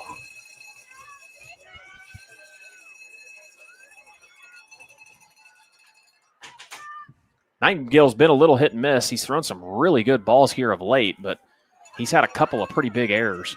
Missed a man on a 2-point conversion and then had that interception, just kind of threw off his back foot. So rolling out to his left. He's under pressure. He's going to have to get it off. Boy, he escapes. What a move. He's tracking back across the field. Waswo is there. Waswo gets blindside blocked. Nightingale going to throw it down the field, and it's incomplete. What a play. That should have been a blindside block. I think Waswo saw the man coming at the very last second, but the referee is standing right there. And no flag. You can't do that, unfortunately, anymore. Back in the day, that was a totally clean play, but that's a situation where I'm surprised with the officials seeing that they didn't throw the penalty, throw the flag. Nightingale was able to escape Kyler Ware, then had problems on his hand from Waswo, but was able to get past both of them and then throw that ball almost for a big 20-yard completion on 3rd down. Well, just a great individual play that time by Nightingale, because that could have been good punt. Thing's going to roll all the way down there. If you're the Cashion, you've got to pick that ball up on the punt. Ball lands inside the 5 at the 3. Fairview has 1 timeout. Cashion has 1:15. And I don't see them being very aggressive here in pursuit of doing much.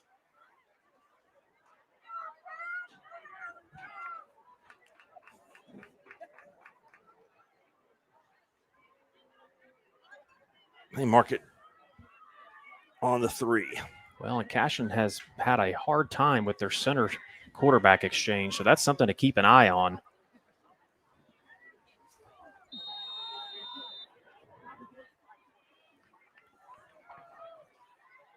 They're going to remain in the shotgun. Got him, offsides. That is about the 5th time of this game that Cashion has run no play and Fairview has jumped off sides. I'm telling you, this is one of the more undisciplined games I've seen Fairview play this year so far. Cottrell was the guilty party of jumping off sides, so that'll be 5 yards and 5. That is important for Cashion, especially when you're going to operate out of the shotgun. Yeah. No doubt about it. That puts you in a much more comfortable position. Smith going to throw. They're going to take a shot.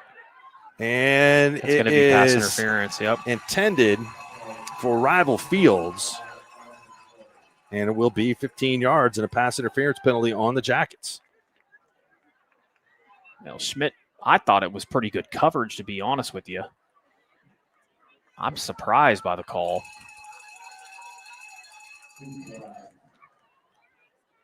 We have a second flag here, so we may have offsetting penalties.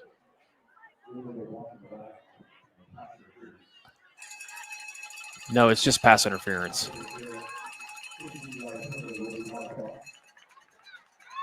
So first down takes it from where it was at the 3 now all the way out to the 23-yard line. Picked up 20 yards in penalties here. Laverne Pioneer 8-0 at half. See, Mustangs doing a good job staying in that game. That's a bloody nose game. Those two teams like to run it right at you. Why not? Do it again. Another shot for Fields. Good coverage by the Jackets. Well, Schmidt was there again. Good coverage by Schmidt.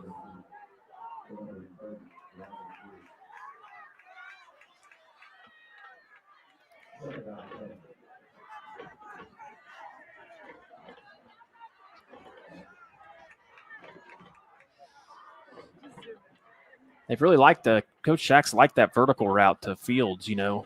Obviously, with the injury to some of their other wide receivers they've had, with King being out, looks like with the knee injury, they've had to find some other players, kind of fill that void.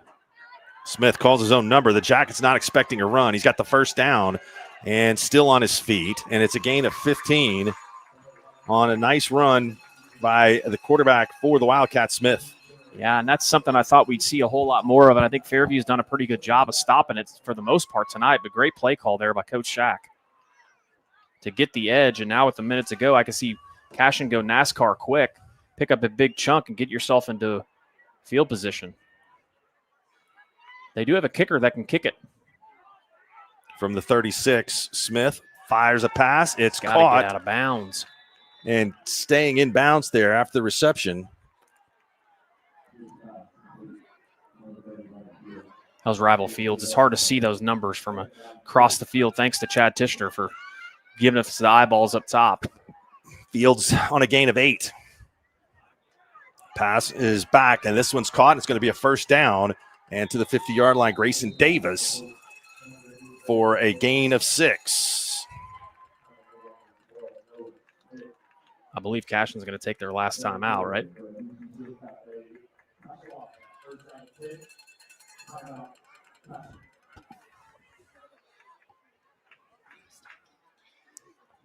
That's Davis' 5th catch of the night.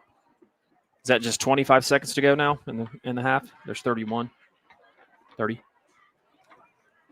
So they've moved the ball from the 3-yard line all the way out to midfield with the help of some penalties.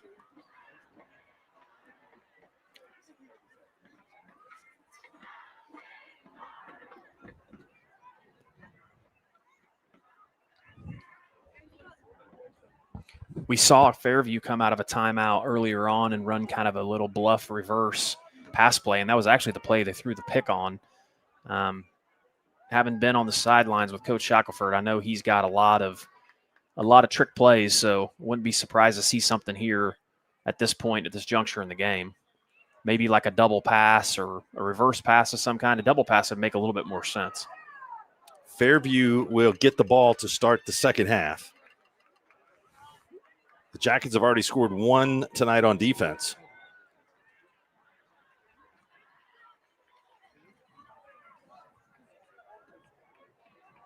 So for 30 seconds here, they're going to have to keep a very, very close eye on the clock.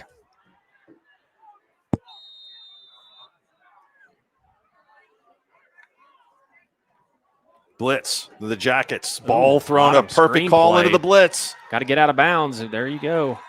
That was a great play call. 12. Pass caught by number 21, Jason Bolton.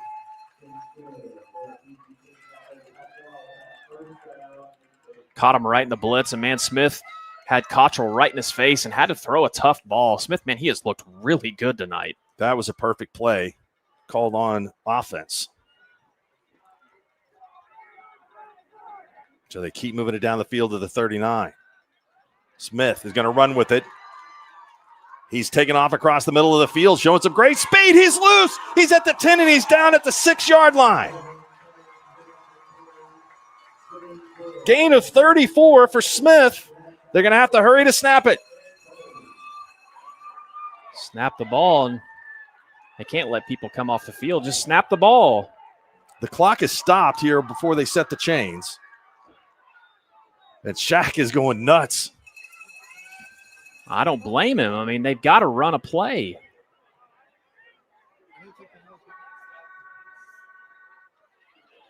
The clock never stopped.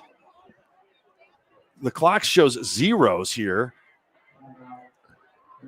And I don't know why Fairview would have called a timeout. Well, because they were getting ready to get a penalty because they ran about 4 guys on the field. It was actually a smart decision. But for some reason, Cashion didn't snap the ball. That's what Coach Shaq was wanting to do to get the penalty. Stops the clock, gets the penalty, obviously. Resets kind of everything. And great job by Fairview calling the timeout, because otherwise it'd have been really tough position because that ball would have been down somewhere around the 3. Clock would have stopped, and I don't know how much time they're going to put back on the clock. But well, Smith showed incredible speed there to break through that defense, take off right down the middle of the field and run it for 34 yards. I thought Houck had him. Houck was right behind him and leaned out to make the tackle, and Smith just ran right by him. Kid is an electric player. He really is. This has been one of his better games. It looks like they're going to just put 15 seconds on the clock. That helps Cashion a ton. I would think there's a little bit less than that. Yeah. We were thinking we have 9 on our clock, so that's pretty surprising, honestly. So Cashion could potentially have 2 plays here. It's going to have to be a pass. You're going to have to avoid the sack, and Smith is going to go down, and I don't think they're going to be able to get a second one off here. 7 seconds. And it's down to 1. Nope, they are not going to get it off. That was a costly play there. The Wildcats moved the football 93 yards, but can't get the final snap off to either attempt a field goal or potentially get it in the end zone. What a first half we've had here. Boy, it has been exciting, back and forth. Mistakes really by both teams. I feel like Fairview has just played extremely undisciplined. Cashion early on makes all sorts of mistakes. Fairview doesn't really capitalize on them. We had some big passing plays. We've had a little bit of everything, and then right there at the end, Cashion has an opportunity to put points on the board and just can't convert. And if you're Smith, you've had an amazing first half, but you got to get rid of the ball. You cannot get tackled there with 15 seconds to go, like you said, Mark. So when you feel that pressure, you just got to throw it out of the back of the end zone. He's made a ton of plays. We will see what is in store for the second half of this one. Fairview will have the football when we begin play after we return here from our halftime break. All knotted up at 14 on the Skordle Game of the Week. Summer job, babysitting money, graduation gifts. Sounds like it's time to open a free student checking account with Communication Federal Credit Union. It's made for teens and tweens. Open your new account and get a free Visa debit card for secure shopping power online or in stores. Plus, mom and dad can transfer money in and manage it all from the app. Go to comfedcu.org for details. Communication Federal Credit Union. Farming today isn't just about hard work. It's about making smart choices. That's where Correction Line Ag and BW Fusion step in. We're redefining crop nutrition with cutting-edge biology that delivers real results. Stop relying on outdated methods. It's time for a fresh approach. CLA delivers data-driven solutions tailored for every growth stage, boosting your farm's ROI. Ready to get started? Call 833-CLA-SOIL or visit correctionlineag.com. Smarter farming starts here.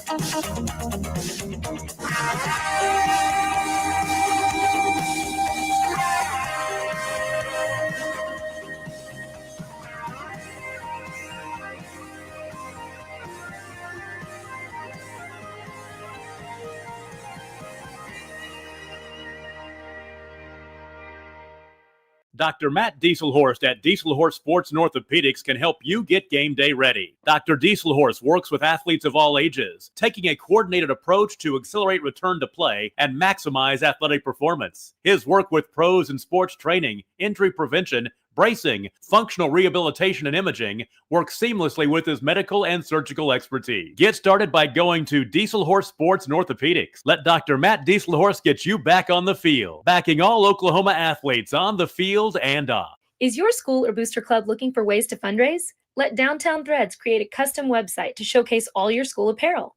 You pick the design and the garment, we do the rest. We will handle all the payments and cut you one check when the website is closed. Call today, 580-237-7060. Downtown Threads, proudly supporting all local high school athletes. For a bank that's big enough to serve you, but small enough to know you, turn to Alva State Bank. Whether you're opening your first checking account, going to college, starting a small business, planning a wedding, or having a baby, Alva State Bank is here for all of life's milestones. To learn more, visit any Alva State Bank branch or go online to alvastatebank.com. Alva State Bank. They plant roots where others have branches. Member FDIC and Equal Housing Lender. Ready to get back in the game? Great news. The movement experts at Physical Therapy Central can help you find relief and results and keep you off the sidelines. With over 30 convenient locations across Oklahoma City and beyond, contact PT Central today at ptcentral.org to see a physical therapist.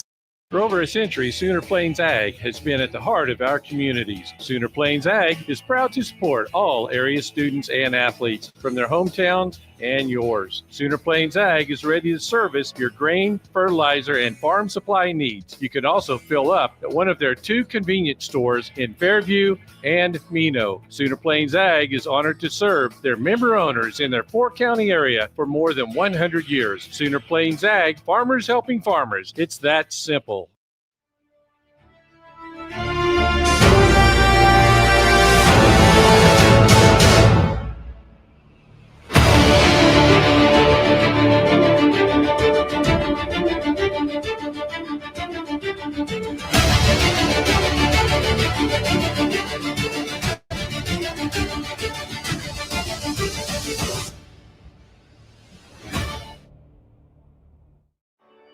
No matter what comes our way, we'll always put you first. You're more than a patient. You're someone we care about. And we're working hard every day to keep you safe and continue to give you the best care so you can feel comfortable here. Not because Stillwater Medical is a healthcare provider, but because we're your provider. And we're ready to see you and serve you right here at home. It's more than just your lawn. It's your grass kingdom, your green canvas, your fairway to heaven. It deserves the Kubota Z400.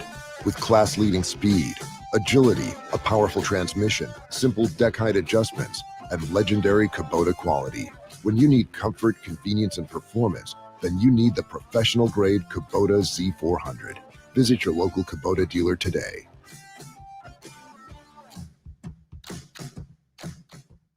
Six surgeons, 4 locations, 1 goal: to improve the health and lives of people in Oklahoma. At Oral and Maxillofacial Associates, we treat every patient like family. As the preferred dental implant and oral surgery specialist of the Oklahoma City Thunder, and with over 30 years of service to our community, we are trusted by professionals and dedicated to expert care. With 4 convenient locations around the metro area, we are here for you. Trust the experts at OMA. Visit our website, www.omaok.com. Satisfy your sweet tooth with a Brahms old-fashioned banana split. Crafted with a delicious banana, split down the middle and filled with not 1, but 3 scoops of Brahms premium ice cream flavors. To complete this masterpiece, all your favorite toppings are poured on each scoop to bring it all together in a perfect harmony of flavor. Treat yourself to an old-fashioned banana split at Brahms, where every spoonful leaves you wanting more. The perfect golf swing. Getting to the top. Serving an ace. Whether a professional or a weekend warrior, we all want to do our best. But what if you get hurt? How do you get back to doing what you love? The team at DRH Health Orthopedics and Sports Medicine provide comprehensive and advanced treatment for injuries. DRH Health Orthopedics and Sports Medicine, working to get you moving again. Wealth is represented by this statue. Is there something I can help you with? I'm sorry, you mentioning wealth just reminded me that I have wealth waiting for me. Oh. Yeah, it's super easy. Visit yourmoney.ok.gov, enter your name, and find out if you have any lost money. Oh, it's from the Oklahoma State Treasurer. Sure is. Wow, I have over $100 waiting for me. My dad has some.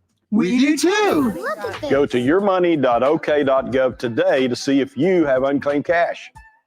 Our brand, Octus Legacy Private Wealth Management, is a reflection on our commitment to our clients, each other, and the growth we hope to achieve. As friends for multiple years, we operate like a tight-knit family where harmony and collaboration thrive. Our dedicated team of financial professionals complement each other, drawing on decades of shared experience. With a keen eye for detail, we understand each other's strengths, allowing us to deliver quality service. Our camaraderie extends beyond the workplace. We connect as friends, checking in over the weekends to stay connected. Our bond transcends the typical 9-to-5 workday, reflecting our commitment to genuine relationship. To become a client today, call us at 405-252-5925. Evolve Events strives to provide a top-tier youth basketball experience in the OKC metro area. Our goal is to create a safe, competitive atmosphere that also works within your budget. We are focused on facilitating an environment that will help all players, teams, and coaches grow. Whether you're aiming to take your skills to the next level, secure a spot on your school team, or one day hoist a gold ball at the big house, Evolve Events has a platform for you. Don't just play, evolve. Visit our website at evolveokevents.com to get signed up for an Evolve event today. Student athletes push hard on the field and in the classroom, but when injuries happen, you want a physical therapist who makes recovery personal. Prime Physical Therapy is more than just a clinic. We're a faith-driven, patient-focused team committed to helping athletes bounce back stronger. Healing happens best in an environment where athletes feel supported, motivated, and yes, even have fun. Parents, you can trust us to care for your athlete like family. Call or text at 405-706-1266 for a free consultation in clinic or by phone. Prime Physical Therapy, helping athletes get back to their prime performance. St. Mary's Regional Medical Center, your health hub for Northwest Oklahoma, is proud of our award-winning quality care and robust service lines that are comparable to those offered in larger hospitals, but with a close-to-home, compassionate approach to care for our community and surrounding neighbors. To learn more about our services, visit stmarysregional.com or call 580-233-6100 today. Physicians are not employees or agents of this hospital. For over 25 years, friends and family have gathered under the wide-open Oklahoma sky to laugh, to sing, to share stories around the fire. Inspired by the greats and by the heart of Walt Bartell himself, the Red Dirt Campout isn't just a weekend, it's a way of life. Each year, we thank the Lord for willing it once more for fellowship, the fun, and faithful friends who keep this tradition alive. So grab your boots, your guitar, and your good spirit, and we'll see you at Bartell Farm, where the dirt runs red and the blessings run deep. Are you looking for a local, reliable propane provider? Earnhardt Oil and Propane has been serving customers throughout Oklahoma since 1971. Let them tailor a pricing option to fit your budget. Avoid winter price spikes with easy pay, steady, predictable monthly payments you can count on. Need more fuel options? They also offer bulk fuel delivery, DEF, lubricants, and supplies for your business, all at competitive prices. For reliability 3 generations strong, call Earnhardt Oil and Propane at 866-270-1279 or visit www.earnhardtpropane.com. Wiggins Auctioneers is a full-service auction company well-versed in selling farm and rangeland, minerals, commercial and residential properties, as well as equipment, estate, and trust liquidations. In order to better serve our clients, Wiggins Realty offers conventional for-sale listings as well as buyer representation. Whether buying or selling, auction or conventional, we want to be your trusted company. Wiggins Auctioneers, 3 generations strong and setting the standard since 1963. Why be a ranger?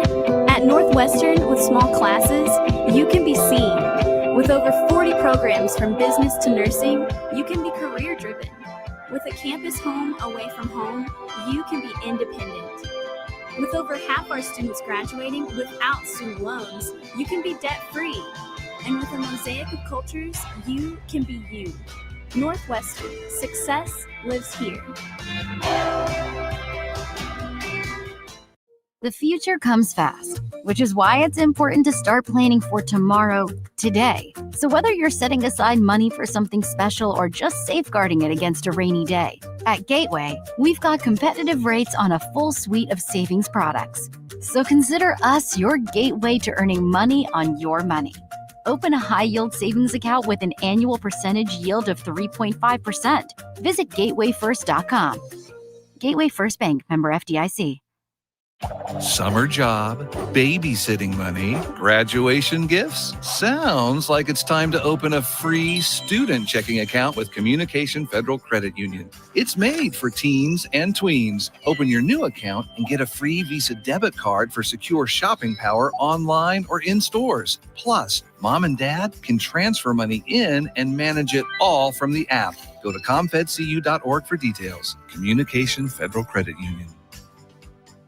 Farming today isn't just about hard work. It's about making smart choices. That's where Correction Line Ag and BW Fusion step in. We're redefining crop nutrition with cutting-edge biology that delivers real results. Stop relying on outdated methods. It's time for a fresh approach. CLA delivers data-driven solutions tailored for every growth stage, boosting your farm's ROI. Ready to get started? Call 833-CLA-SOIL or visit correctionlineag.com. Smarter farming starts here.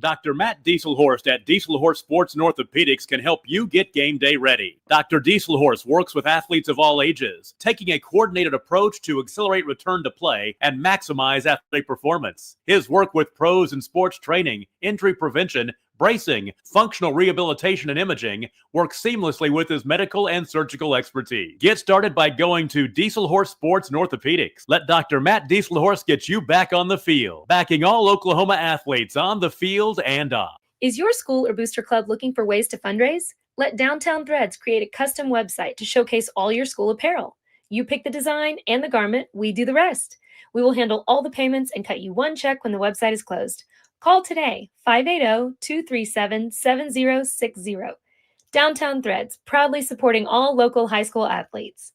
For a bank that's big enough to serve you, but small enough to know you, turn to Alva State Bank. Whether you're opening your first checking account, going to college, starting a small business, planning a wedding, or having a baby, Alva State Bank is here for all of life's milestones. To learn more, visit any Alva State Bank branch or go online to alvastatebank.com. Alva State Bank.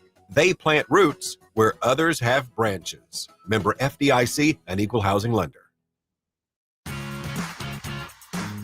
Ready to get back in the game? Great news! The movement experts at Physical Therapy Central can help you find relief and results and keep you off the sidelines. With over 30 convenient locations across Oklahoma City and beyond, contact PT Central today at ptcentral.org to see a physical therapist.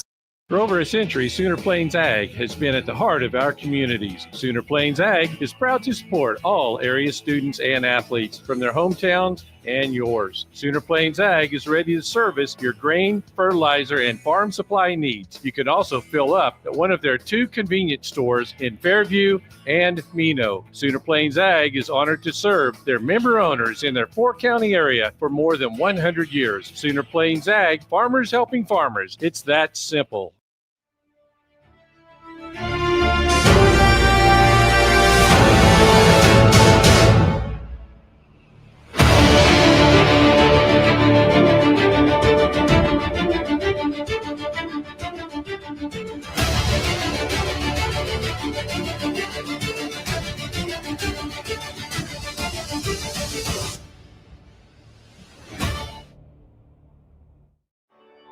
No matter what comes our way, we'll always put you first. You're more than a patient. You're someone we care about. And we're working hard every day to keep you safe and continue to give you the best care so you can feel comfortable here. Not because Stillwater Medical is a healthcare provider, but because we're your provider. And we're ready to see you and serve you right here at home. It's more than just your lawn. It's your grass kingdom, your green canvas, your fairway to heaven. It deserves the Kubota Z400.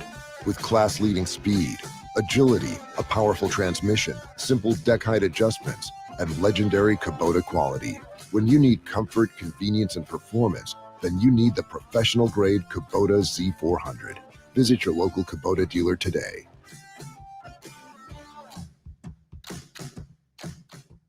Six surgeons, 4 locations, 1 goal: to improve the health and lives of people in Oklahoma. At Oral and Maxillofacial Associates, we treat every patient like family.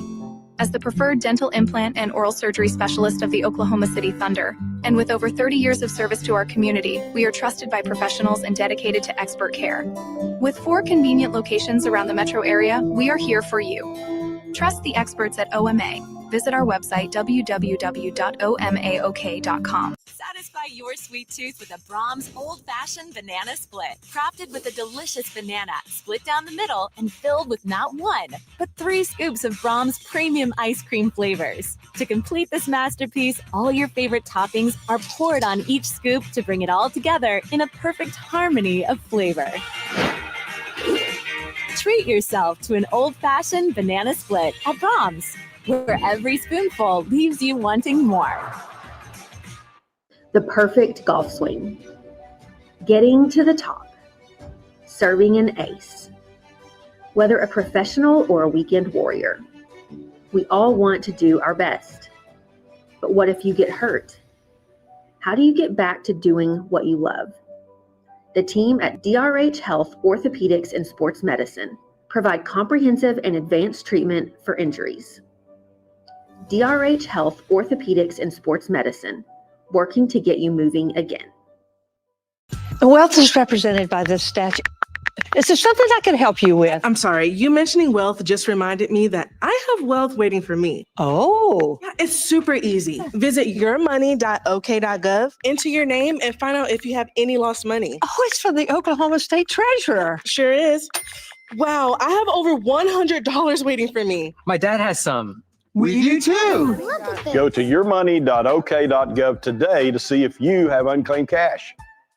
Our brand, Octus Legacy Private Wealth Management, is a reflection on our commitment to our clients, each other, and the growth we hope to achieve. As friends for multiple years, we operate like a tight-knit family where harmony and collaboration thrive. Our dedicated team of financial professionals complement each other, drawing on decades of shared experience. With a keen eye for detail, we understand each other's strengths, allowing us to deliver quality service. Our camaraderie extends beyond the workplace. We connect as friends, checking in over the weekends to stay connected. Our bond transcends the typical 9-to-5 workday, reflecting our commitment to genuine relationship. To become a client today, call us at 405-252-5925. Evolve Events strives to provide a top-tier youth basketball experience in the OKC metro area. Our goal is to create a safe, competitive atmosphere that also works within your budget. We are focused on facilitating an environment that will help all players, teams, and coaches grow. Whether you're aiming to take your skills to the next level, secure a spot on your school team, or one day hoist a gold ball at the Big House, Evolve Events has a platform for you. Don't just play, evolve. Visit our website at evolveokevents.com to get signed up for an Evolve event today. Student athletes push hard on the field and in the classroom, but when injuries happen, you want a physical therapist who makes recovery personal. Prime Physical Therapy is more than just a clinic. We're a faith-driven, patient-focused team committed to helping athletes bounce back stronger. Healing happens best in an environment where athletes feel supported, motivated, and yes, even have fun. Parents, you can trust us to care for your athlete like family. Call or text at 405-706-1266 for a free consultation in clinic or by phone. Prime Physical Therapy, helping athletes get back to their prime performance. St. Mary's Regional Medical Center, your health hub for Northwest Oklahoma, is proud of our award-winning quality care and robust service lines that are comparable to those offered in larger hospitals, but with a close-to-home, compassionate approach to care for our community and surrounding neighbors. To learn more about our services, visit stmarysregional.com or call 580-233-6100 today. Physicians are not employees or agents of this hospital.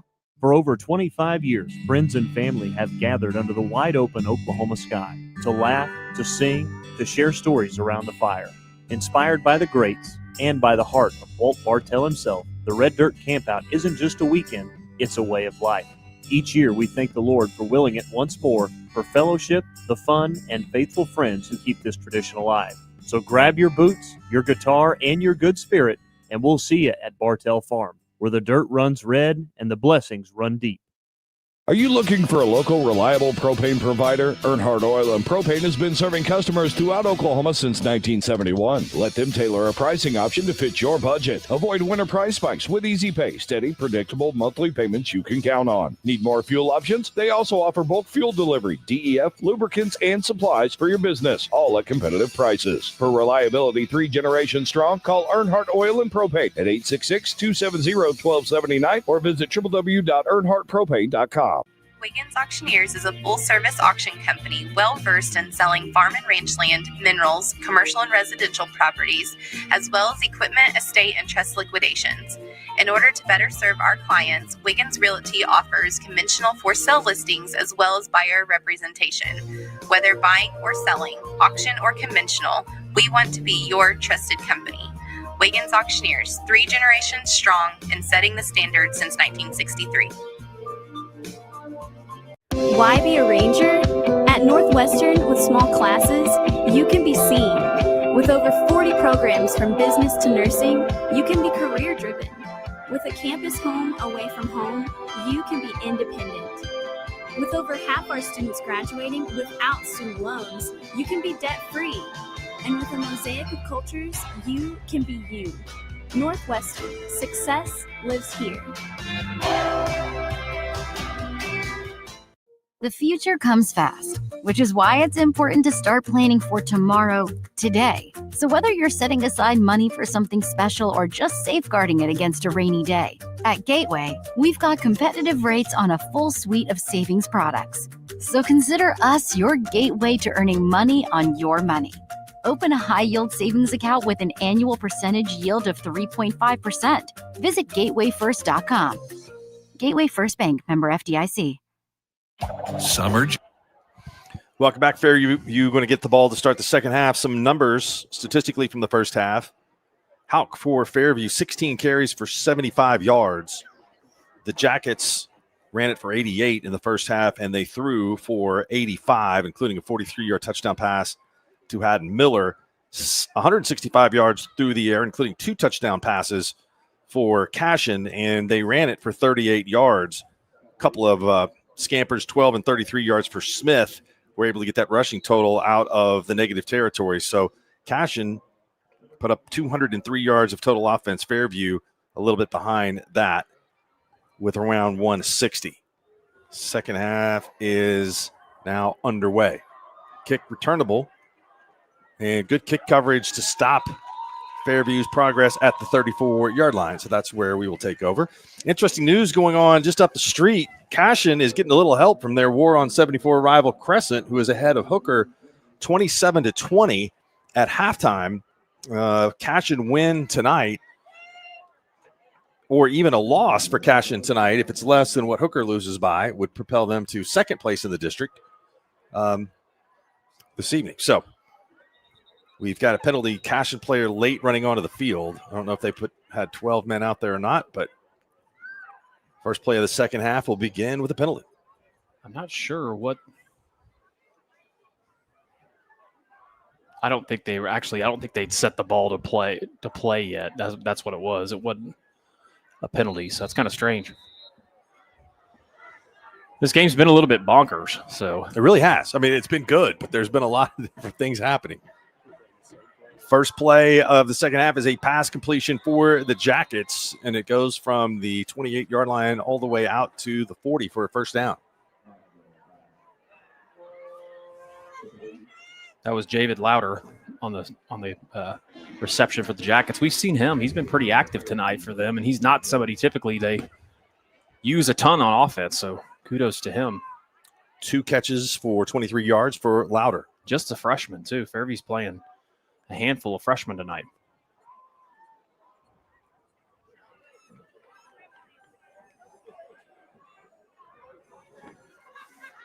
Nightingale sets up to throw. Going to throw it over the middle, Got and he's him. got Hauk. Hauk at the 30. He makes a move. Good move by Schmidt. It's Noah Schmidt. Sorry, Noah Schmidt goes into the end zone for a 60-yard touchdown. What a play by Noah Schmidt. Well, just a great double move that time. You know, Cashion they don't have anybody over the top helping, and Aiden gets time and throws a great ball, and great throw and catch that time for the Jackets, and a big answer coming here out of the second half.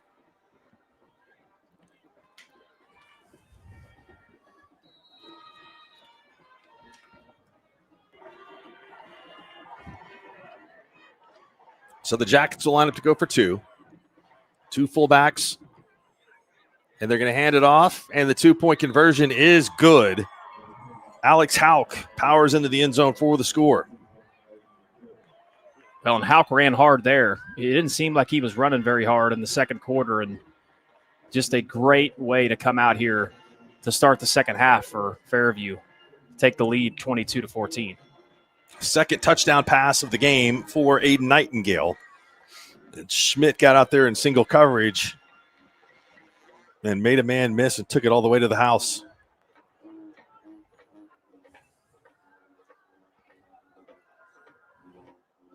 Fairview is scoring like the safety early on in the very first possession.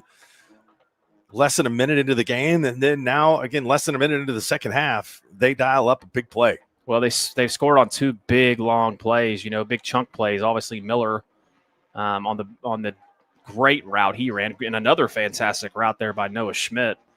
That time, Aiden Nightingale set his feet, was calm in the pocket, and threw a good ball.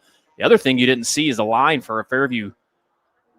They've created a lot of pressure, Cashion has, and Aiden had time that, on that possession and threw a great ball.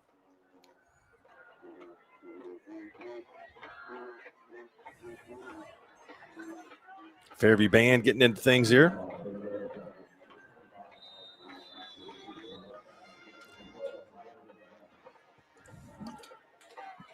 They're going to dribble this down a little onside, and it is picked up, and Cashion will take it at the 31-yard line.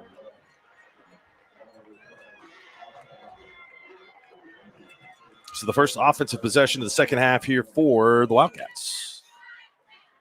Well, it's going to be crucial for Cashion. For them to stay in this game, they need to answer here, because Fairview is the type of team, if they get a little bit momentum going and things kind of start going their way, they can bury you quick.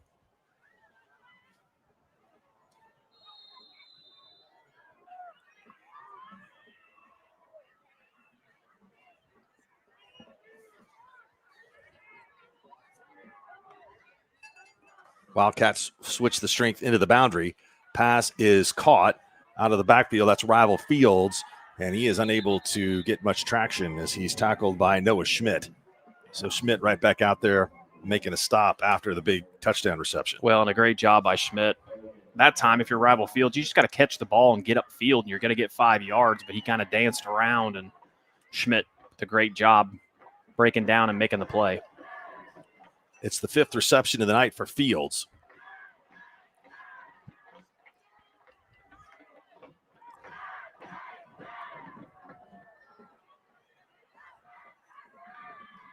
Smith has it, goes over his head again. This one bounces right back to him, and he's got a man. And boy, this could have been much, much worse for the Wildcats. Great speed and a big play on what could have been disaster for Cashion. Grayson Davis on the reception.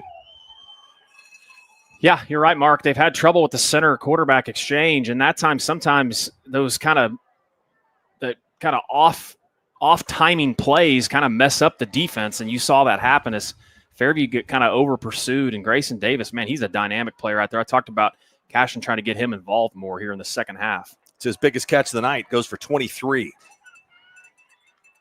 Kellen Smith back to pass again. He's got a man and intercepted. Good job by Stepping Schmidt. in front of it was Noah Schmidt, and he continues to make some big plays. Noah Schmidt was sitting down, waiting on that pass, and Kellen Smith did not get it over his head. So Noah Schmidt off to a great start here in the second half. Just a great job, just reading the eyes of the quarterback, just drop into his zone and then coming up with a big play, big answer for Fairview as Cashion looked like they were starting to have some success. So Fairview gets it back at the 40-yard line with a chance to do some more damage.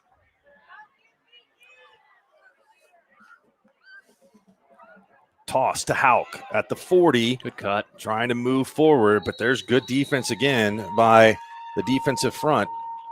Aiden Bowen, Melendez up there. They give him 4 on the carry. I'd say one thing, Hauk is not afraid of the weight room, folks. If you want to see what spending, dedicating a little bit of time in the weight room will do for you, that kid is strong. Does he have a key to the Diesel Horse Performance Center? I mean, I'd give him one. I don't know who manages keys nowadays. We used to use a clothes hanger to get in all the buildings back in the day. So 2nd down and 6. Ewing comes in motion. Nightingale's going to throw deep, and he's got a man. It is caught. Lauder is able to catch it at the 30-yard line. Well, and that was just a perfectly thrown ball that time by Nightingale. It looked like it was going to come up a little bit short, but he dropped it right into his breadbasket, and now Fairview is moving, and they are rolling. The passing attack has really picked up. That's Lauder's 2nd catch of the second half for 42 yards. Yeah, Fairview has really found something they like, and they've done it without Miller. Ooh, that was dangerous. There's a screen pass, and it's caught by Miller. You mentioned his name, and he shows up with a big play, another 1st down for the Jackets.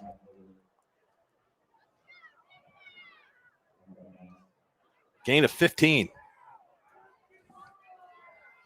Fairview just much crisper here in the second half, and obviously Coach Menard has relied more on the passing game, but this is where it becomes super difficult because this is where Hauk pops big runs just because you get your eyes in the backfield and not on the right man. Hauk motions out of there. He catches the pass, but that's good defense. He stopped right at the 15-yard line. A nice play coming up by Austin Compton. Compton kept his eyeballs open. He might have picked that thing off. Just a great play there that time. Great defensive play.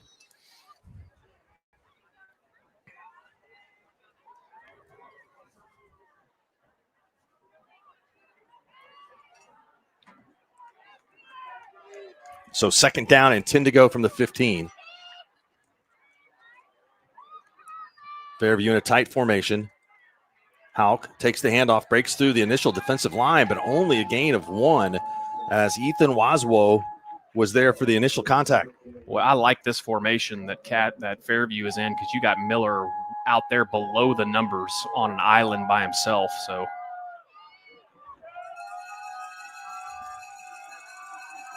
and this is a big play for the Cats. Obviously, you got this play and the next one because Fairview's got 2 downs here to get 9 yards, and you've got to keep them out of the end zone to stay in this game. Austin Hickman, the kicker for Fairview, has done such a great job this year. Not available tonight. He's got pneumonia. Wish him the best. Hopefully he can get better. Handoff. Hauk running right. 10. Good tackle. And he's down at the 8-yard line. Gain of 7. That's going to be 3 yards short of the 1st down. Makes it much more manageable, though. I like that call by Coach Bernard.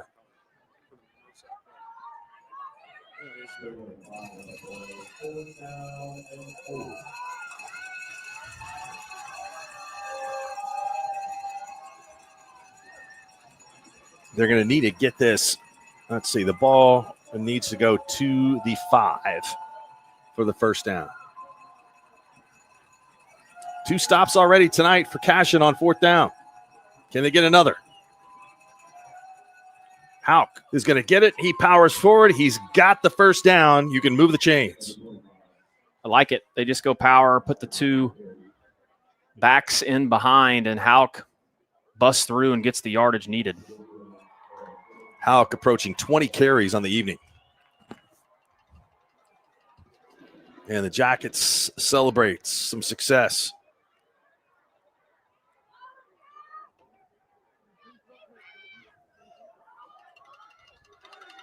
Cashion player running off late. Nightingale Hands off to Hauk. He is into the end zone for the touchdown. 4-yard run and the first rushing touchdown of the night for the Jackets.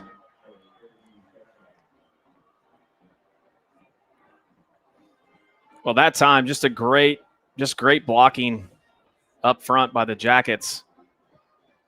They found something they like in the run game up front. Obviously, it helps when your line is just walling down the defense. So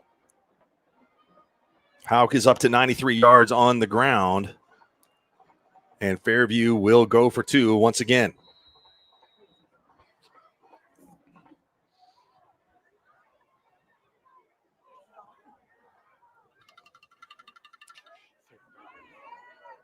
same formation here. Nightingale, same play, hands it off to Hauk, but he is stopped. Cashion comes up with defense on the 2-point conversion attempt to keep this at a 14-point game.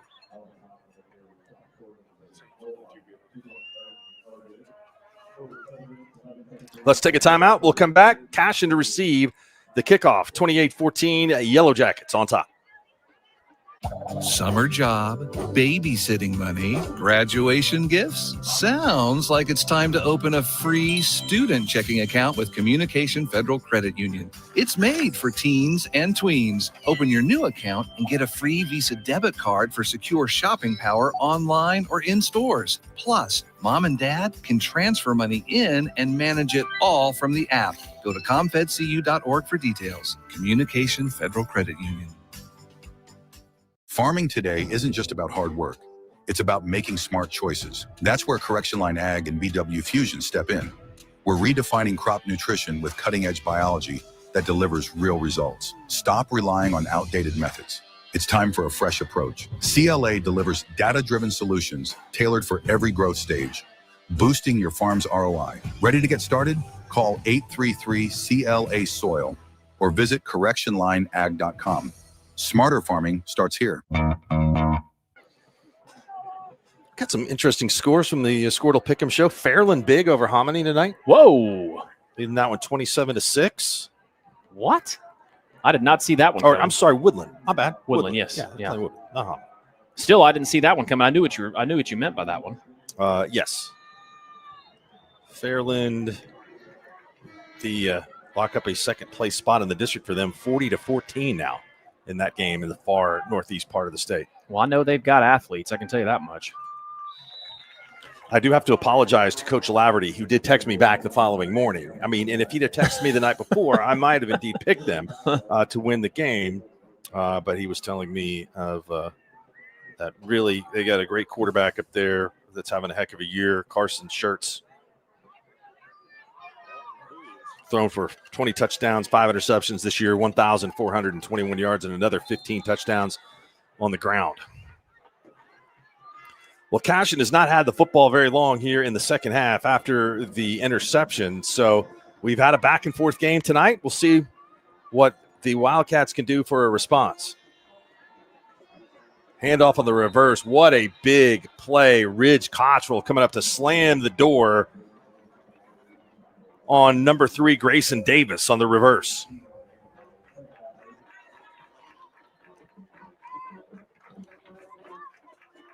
Fairview's just playing with a little different pep in their step here in the second half. I'm sure the halftime conversations in the locker room weren't too pleasant. Smith's dropping back. He's going to run with it. We know he can scamper. Gets to close to the 40-yard line, the 42. That's going to be a first down run. Noah Schmidt makes another stop. Noah's had him a big game, a big second half. He's got the touchdown score, the interception. He's made some great plays out here on the edge, and that's a big – anytime you can tackle Smith in the open field, that's a big play. Wildcats have moved it into Fairview territory.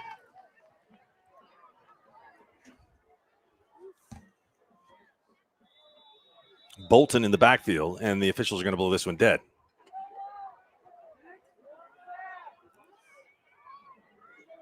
Illegal procedure on Cashion. We'll move it back 5 yards.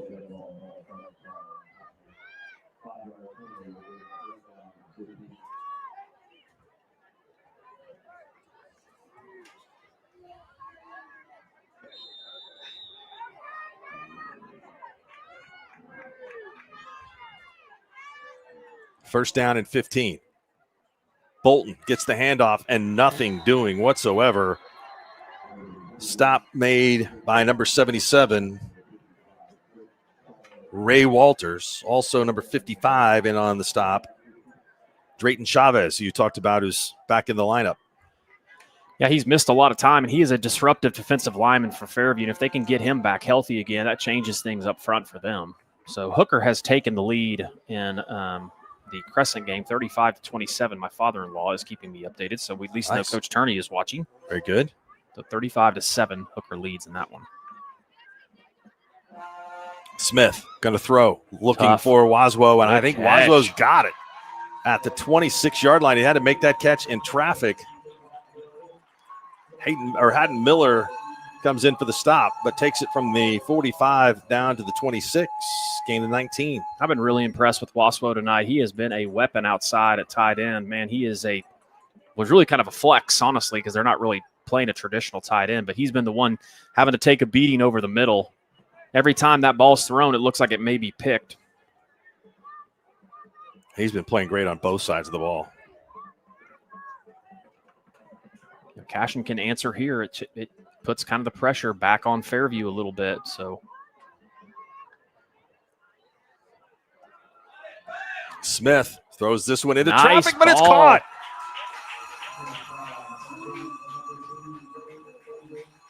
Catch made by reception. Yeah, it was Grayson Allen. Yeah, it's really, that is tough to defend at any level, but especially in high school. I mean, that's just a great throw and catch. Smith is stopped, and he is Nothing tackled for a going. loss of 1.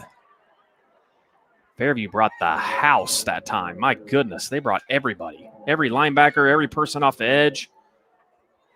Holy cow.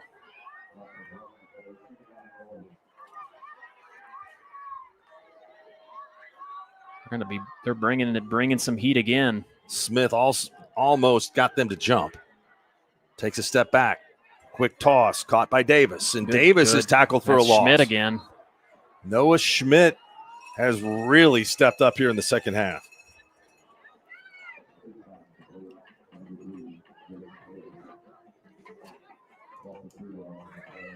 So the Wildcats get it down to the 3 in a couple of consecutive losses.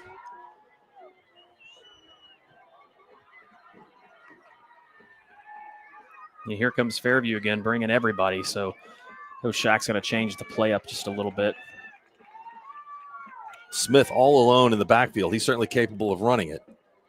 He's going to look to his left. Good ball. And that is a dart thrown. Touchdown. And touchdown, Cashion, caught by number 30, Rival Fields. Well, that's just a fantastic play call by Coach Shackelford, an adjustment. They got the field spread. Coach Shack sees that it's man. Fairview's bringing a lot of people. They adjust the alignment, make it easier for that out route pass. But, man, heck of a throw by Smith. These two quarterbacks, Aiden Nightingale and Smith here in the second half, have been really on. Extra point is up, and it is good. So 3:35 to go. It's a 7-point game, 28-21. We'll take a break, come back. Jackets get it when we return.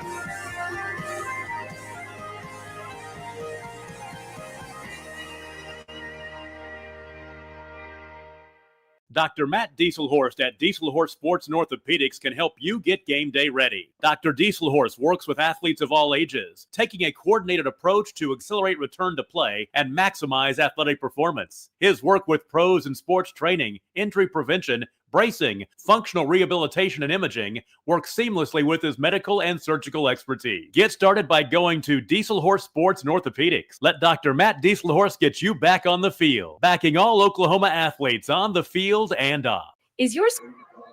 Welcome back, 28-21. 3 touchdown passes for Kellen Smith, and we still got plenty of time to go in this one. Yeah, this is kind of more what I thought this game would be like.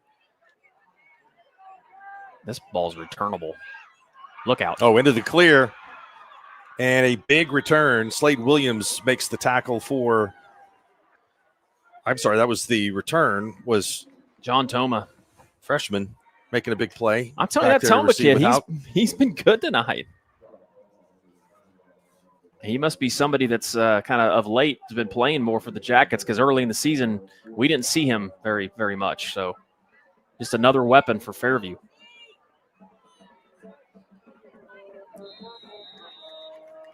Each team has had pretty good field position here to start the second half. Nightingale under pressure, backing up and throws it away. Oh, no, it's intercepted. Did he come down with it? I think he did, and it was Smith. Oh, now they're saying he was out of bounds. It's impossible to tell from where we are if he got a foot down over there on that side of the field, but Kellen Smith made an unbelievable athletic play to have a chance to get that ball that Nightingale was trying to throw away.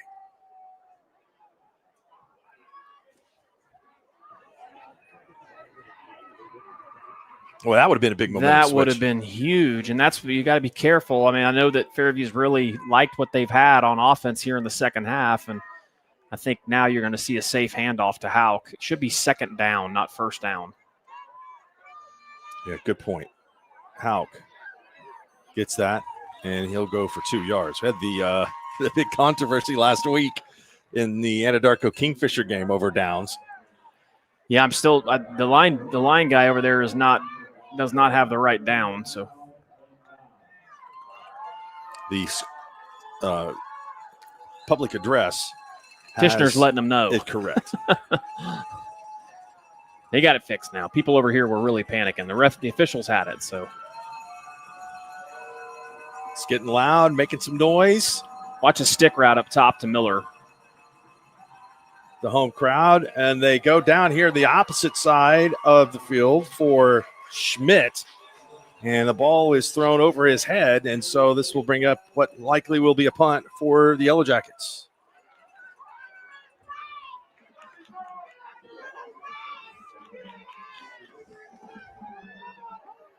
Back and forth we go here. Momentum swings all night long. It's been a really good game. It has. It was sloppy in the first half, but now these two teams are just settling in. Both these teams are really talented.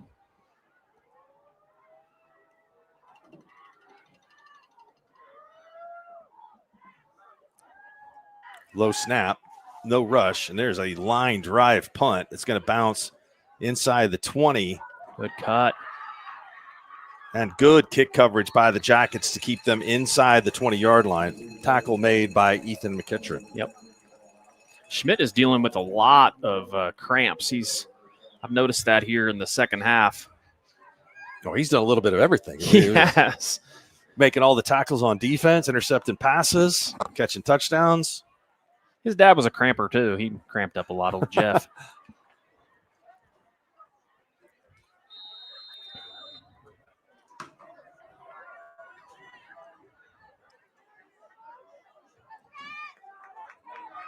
All right, Wildcats have it at the 19. Quick pass in pursuit. Caught by Grayson Davis, and he's able to break a tackle and get free for a gain of about 6 yards. We'll call it 5 on the first down play. I really like what Shaq's doing with Grayson, using him in all sorts of different ways, and he always seems to make the first man miss, and so about +5 or +6. Good play on first down, like you mentioned, Mark. Davis's 9th catch of the game.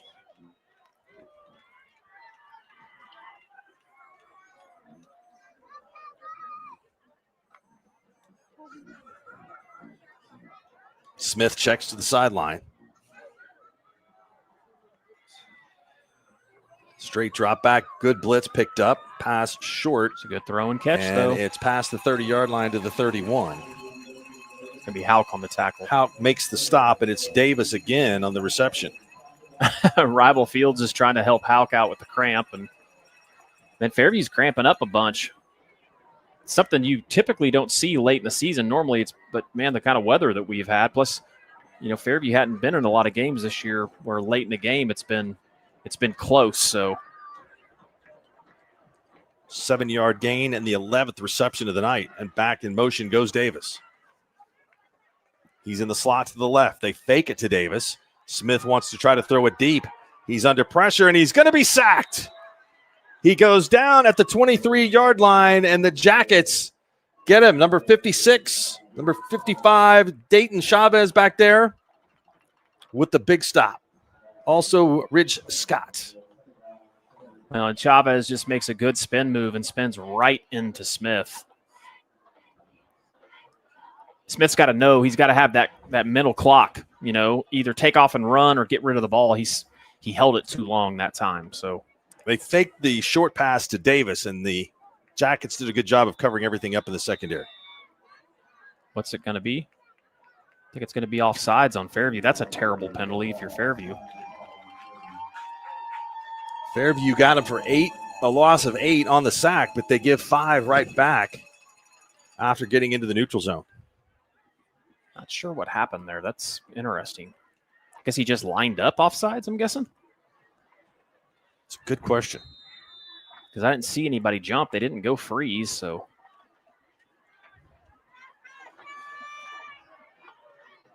Smith. Screen. They get a screen set up. It's Great caught. Job by and this Cottrell. screen is defended incredibly well. Cottrell read that thing all day long. That's just a great individual play by Cottrell there. Cottrell came up. That was a good job. Fields lost 3 on the play. 3rd down and 14. Clock running here as we come near the end of the third quarter. Cashion has converted on some 3rd downs this evening. And they got a playmaker at the quarterback position in Kellen Smith. Smith has a man. It's caught for the first down right at the 42-yard line. It got a yard past the marker. It's Grayson Davis. And McEachern is hurt over there for the Jackets, so he's going to have to come off the field. You're going to see another freshman come in the game. That means Fairview's going to have 2 freshmen. They're going to move Toma to the corner, and then they're bringing in Louder at safety. So got a lot of freshmen on this team, and this game has been a battle. So that's the end of 3 here. 28-21, big 3rd down conversion for Cashion. We'll come back and have the exciting conclusion here in the 4th quarter on the Skordle Game of the Week. Is your school or booster club looking for ways to fundraise? Let Downtown Threads create a custom website to showcase all your school apparel. You pick the design and the garment, we do the rest. We will handle all the payments and cut you 1 check when the website is closed. Call today, 580-237-7060. Downtown Threads, proudly supporting all local high school athletes. For a bank that's big enough to serve you, but small enough to know you, turn to Alva State Bank. Whether you're opening your first checking account, going to college, starting a small business, planning a wedding, or having a baby, Alva State Bank is here for all of life's milestones. To learn more, visit any Alva State Bank branch or go online to alvastatebank.com. Alva State Bank. They plant roots where others have branches. Member FDIC, an equal housing lender. Ready to get back in the game? Great news. Welcome back. Just about to start the 4th quarter here in Cashion. 28-21 Fairview. This game has certainly lived up to Game of the Week billing. No doubt about it tonight as we try to decide this district race in Class A Division I, District 1. And Hooker has started to pull away from Crescent. I drew a sneeze from the crowd. That was a big one back there. As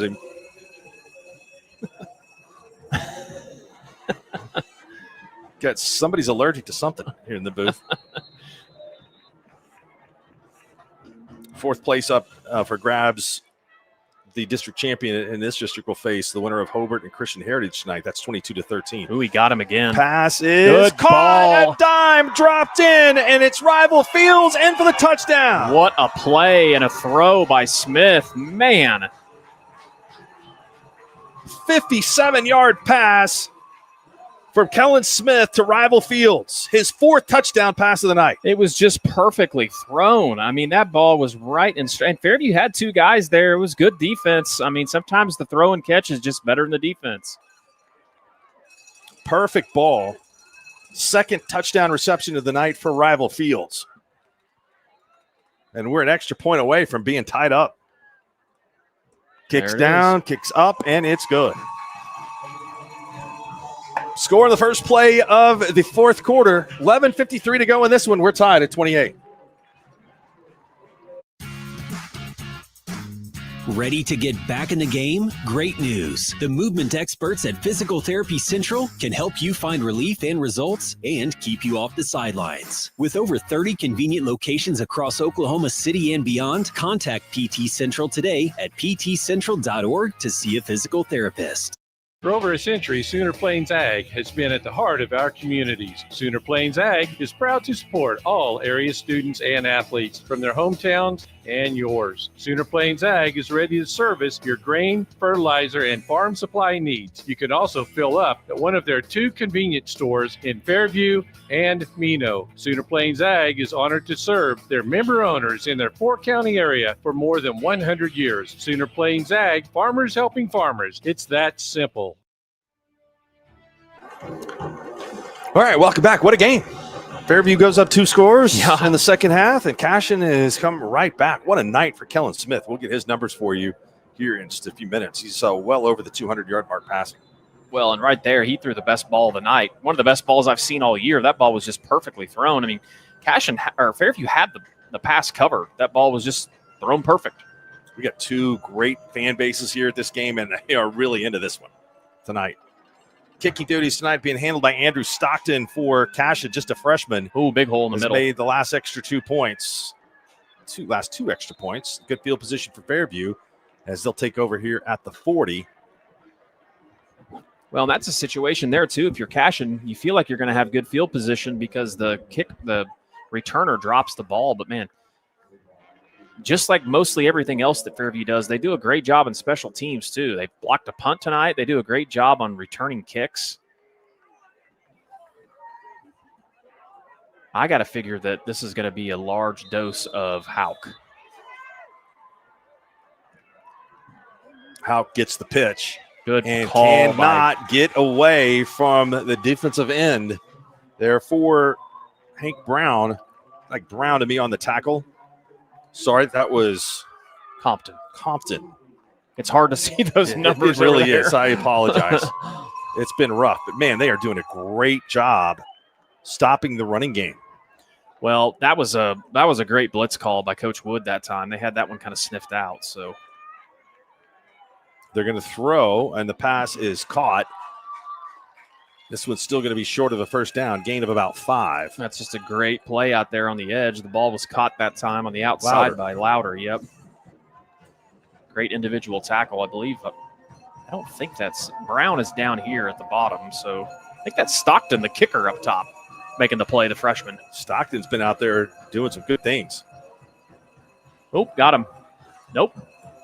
Got back across. I think that was Waswo, who's been a force rushing the passer. Huge third down coming up here. Oh, and the ball bounces over Nightingale's head. He's able to pick it up, running for his life, but he's got the room to get there, and he's at the 50 to the 49, and it's one more than he needed for the first down. Great scramble for Nightingale. Hank Brown comes up to make the stop, but not before the chains move. Man, you got to be kicking yourself if you're Cashion. You get it right where you want them. They snap it over his head, and great play by Aiden Nightingale. A lot of times quarterbacks will panic and just fall on it, but Nightingale makes a huge play. Might have been the play of the game. And this time, that's going to cost him 5 yards. The entire right side of the Cashion defensive line jumped. Looking back at the job that really Cashion has done tightening up the run game, Hauk's last 9 carries, he has not gone for more than 5 yards. Well, and that's tough to do against him and this line for Fairview. They just have had it scouted well, and Fairview's adjusted. They've thrown some more quick game stuff here in the second half. What a battle they've got going on here tonight. And the False officials start will blow it dead, and 5 yards go back the other way.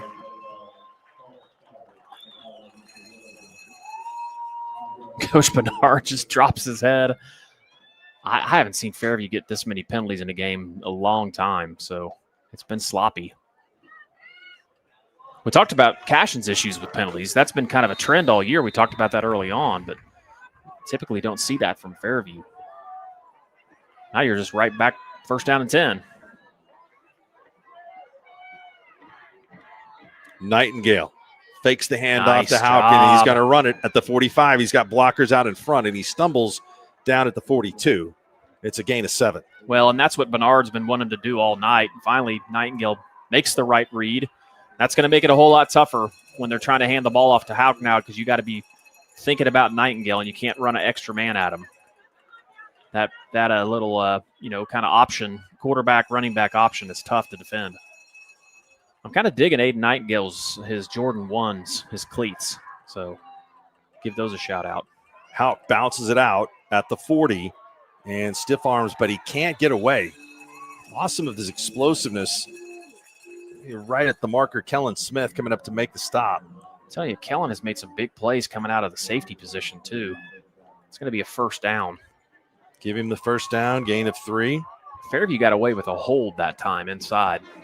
Of course, it's high school football. You call hold about every play, but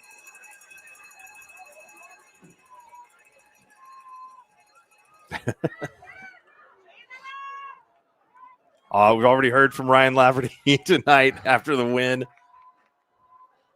He's already coming after you? He's coming after me. Hand off to Houck, gains a couple.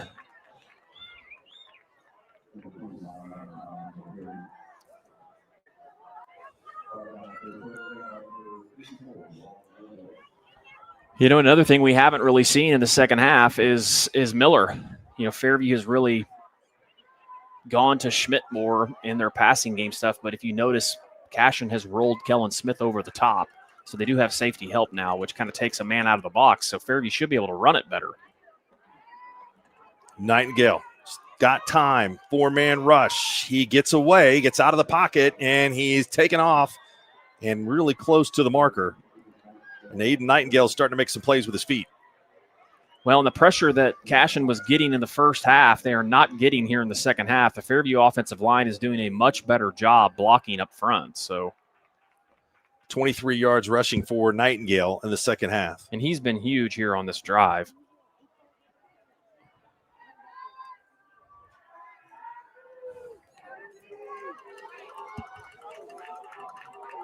Tight formation into the boundary. One-on-one coverage for Miller. Snap was high again. Nightingale's going to run it. That's a big open Smith. field tackle. Yeah, Hunter Smith. Kellen Smith coming up with a big stop. What a play.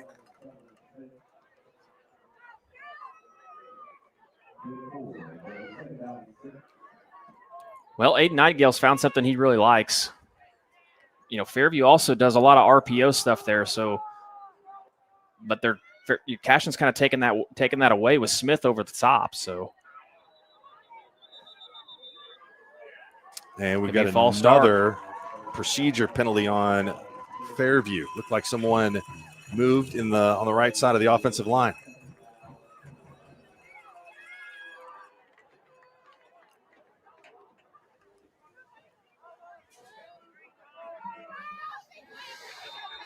Let's check some of these other scores tonight in important games. A good one going on in Sallisaw at Perry Lattimore Stadium, 20-13.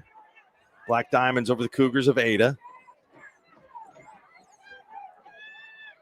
Elk City trying to get in the playoffs tonight. They lead Woodward 27-14.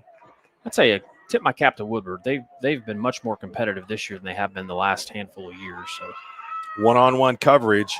Great adjustment by the receiver, but good coverage out there as well from the Wildcats. Louder couldn't get past his man, and we got a 3rd down and 11 coming up. I don't know if that ball was snapped too quick. Aiden Nightingale kind of looked confused there on that play. So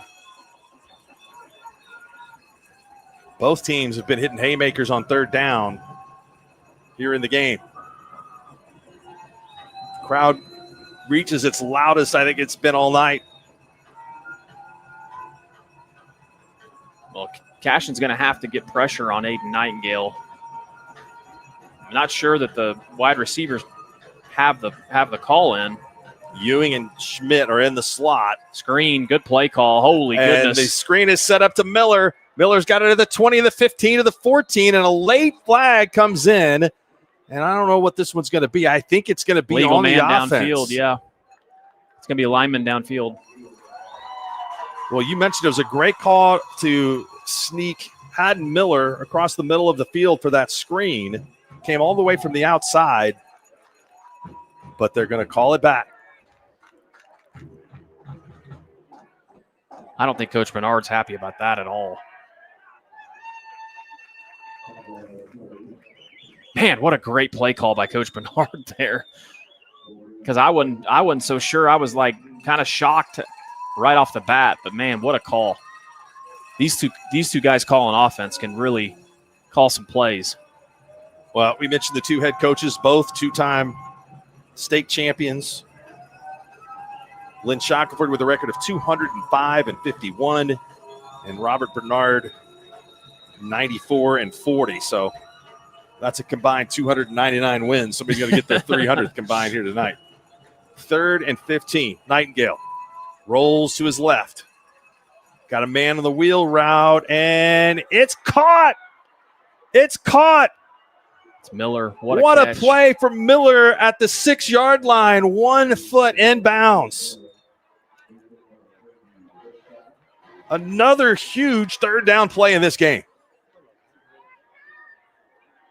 Just a great play and just a great individual play by Miller. I don't know what's going on here. They're going to call a timeout for something.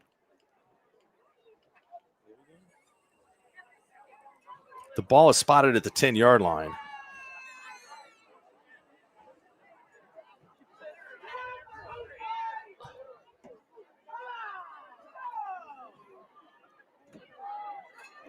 What's the timeout for? I have no idea. It's officials' timeout.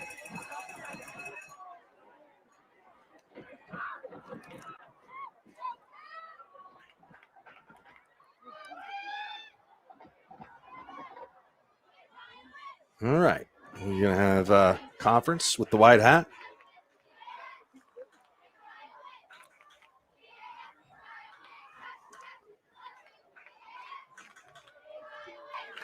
Don't know what he had told Shaq there. What an answer about the Jackets, man. We wondered when they would go to Miller, and they go to him. He makes just an incredible play. You know, Smith's right there, and Smith's got to make a play to knock the ball down, but the ball was just thrown perfectly. Ada scored a touchdown to take the lead in Salisaw. 21 unanswered points for the Cougars.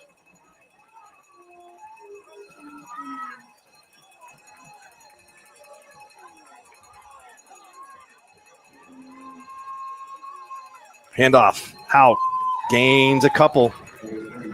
Waswo is there again. They've had him bottled up. They have. They've done a great job against the run.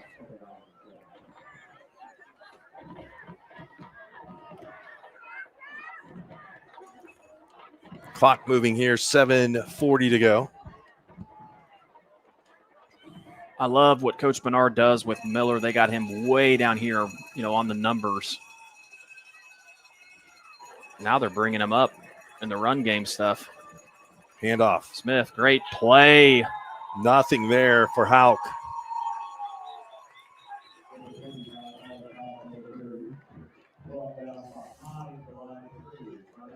I don't know if you saw their little gamesmanship, Mark. They've been rolling Kellen Smith over the top of Miller. And that time I think they felt pretty confident that it was going to be a run play. And so they brought Smith back down in the box. And that's what kind of caused Hauk to have to bump it a little bit, and a great play, great individual play behind on the for the tackle. Another huge third down. Jackets have got him spread out. 3 receivers to the right.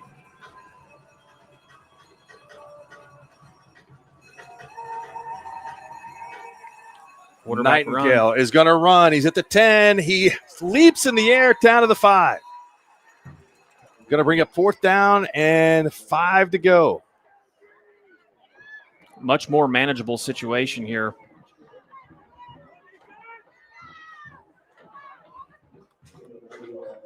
And again, this would be a normal virtual lock for a field goal, but Austin Hickman unavailable tonight for Fairview. Be interesting to see what happens here. You're going to have a ISO scenario down low with Louder, but obviously if you're Fairview, it's got to be Miller, right? Play clock is running down. I think Coach Bernard is going to call a timeout here. Want to make sure that they conference and get what they want here in the most critical play of the game so far. So 4th and goal from the 5. When we come back here, all tied up in the Skordle game of the week.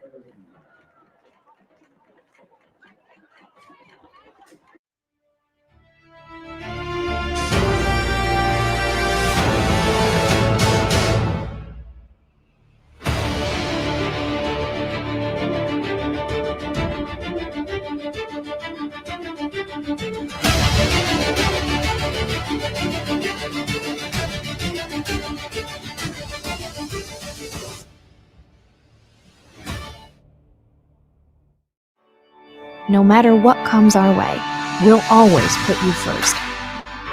You're more than a patient. You're someone we care about.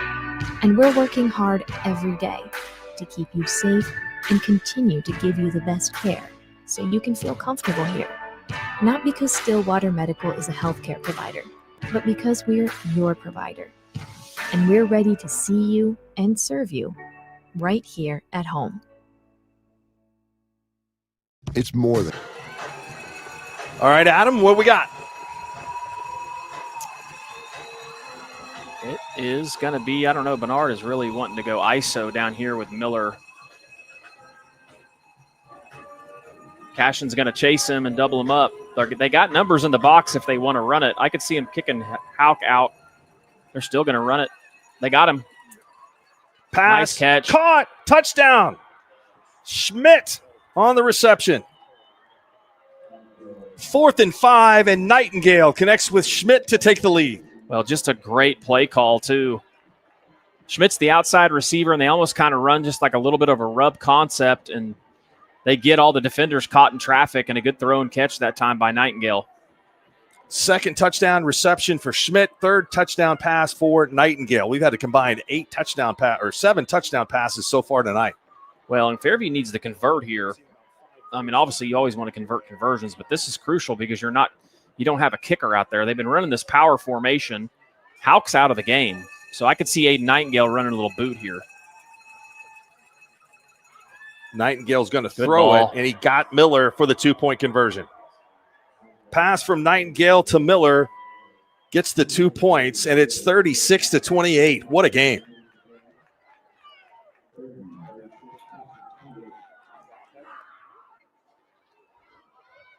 So Miller comes up with a huge catch on 3rd down. Acrobatics along the Fairview sideline. And it's Fairview back on top. We'll see what Cashion can do. It's the Wildcats' turn.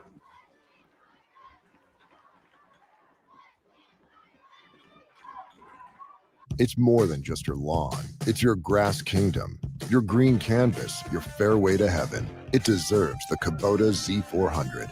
With class-leading speed, agility, a powerful transmission, simple deck height adjustments, and legendary Kubota quality. When you need comfort, convenience, and performance, then you need the professional-grade Kubota Z400. Visit your local Kubota dealer today.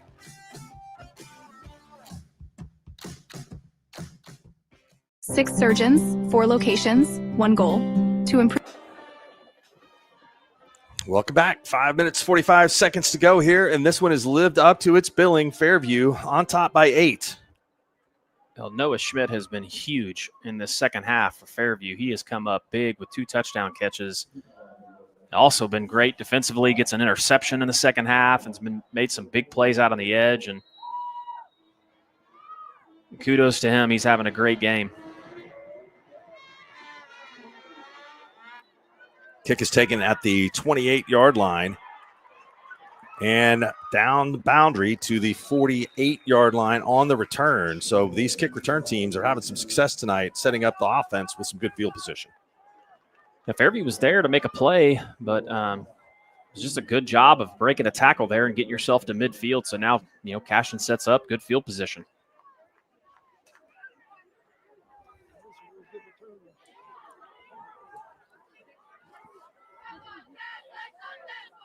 back and forth. This has been a heck of a ball game. Yes, it really has.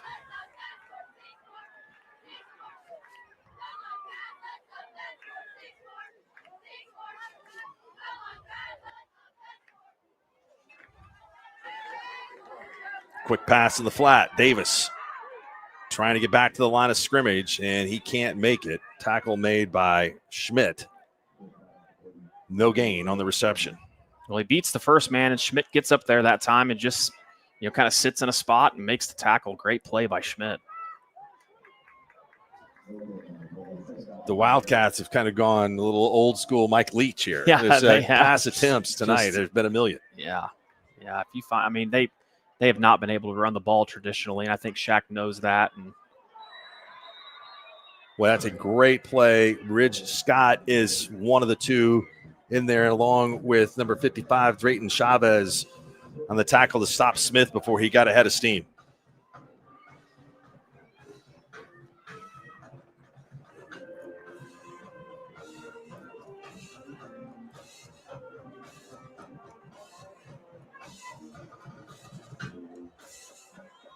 Third down is where the action is. Yes, it's been that way all night tonight. It doesn't matter. Either team. We've seen some great plays on third down. The catch by Miller in that last drive was so big. Smith throws it short of the intended receiver, Rival Fields.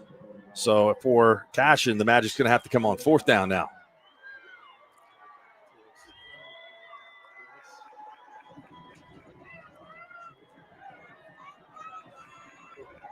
The Fairview crowd is up and cheering on the Jackets here.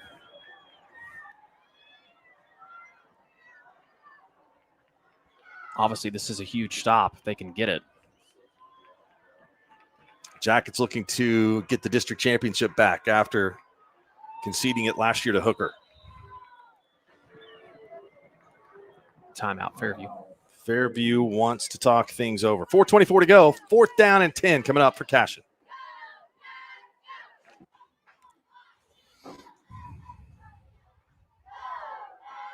Six surgeons, 4 locations, 1 goal: to improve the health and lives of people in Oklahoma. At Oral and Maxillofacial Associates, we treat every patient like family. As the preferred dental implant and oral surgery specialist of the Oklahoma City Thunder, and with over 30 years of service to our community, we are trusted by professionals and dedicated to expert care. With 4 convenient locations around the metro area, we are here for you. Trust the experts at OMA. Visit our website, www.omaok.com. Satisfy your sweet tooth with a Brahms. Welcome back. Scores from across the state. Pryor on top of Del City, 44-35. The Tigers trying to win their first district championship in about 15 years. That's a big one. Check in on 4A4 Broken Bow, able to get a win over Poto tonight. And Ada still leading Salisaw 21-20 in the fourth. If that result stands, Broken Bow will be the district champs. Here we go. We keep having bigger and bigger plays in this contest, and this is the biggest so far. Motion from Grayson Davis. Smith has it. 3-man rush, has time, pass caught, first down. And that's the risky thing if you don't put pressure on Smith. And Cashion runs a great play. They get it to Waswo, and plenty of time for the Cats. 4 minutes to go in this one. Waswo takes it to the 38-yard line. Waswo, 5th catch. 78 yards.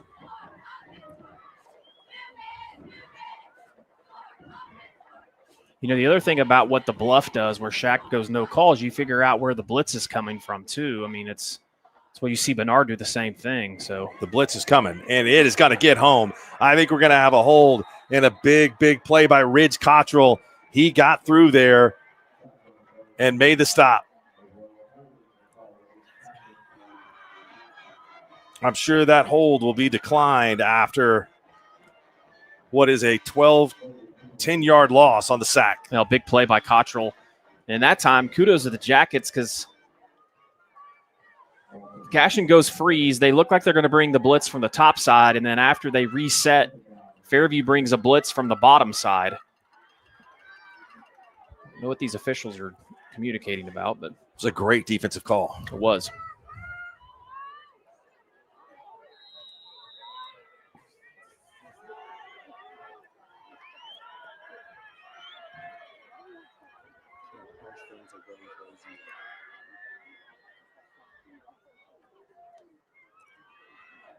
Smith Better get rid dropping of it. back, looking for a man deep, and it's incomplete. Fairview dropping back in zone coverage. Had several players back there in defense. It's going to bring up 3rd down and 18. Man, Smith has taken some big hits, too, some big licks from the Fairview defensive line all night long. So pressure from Drayton Chavez.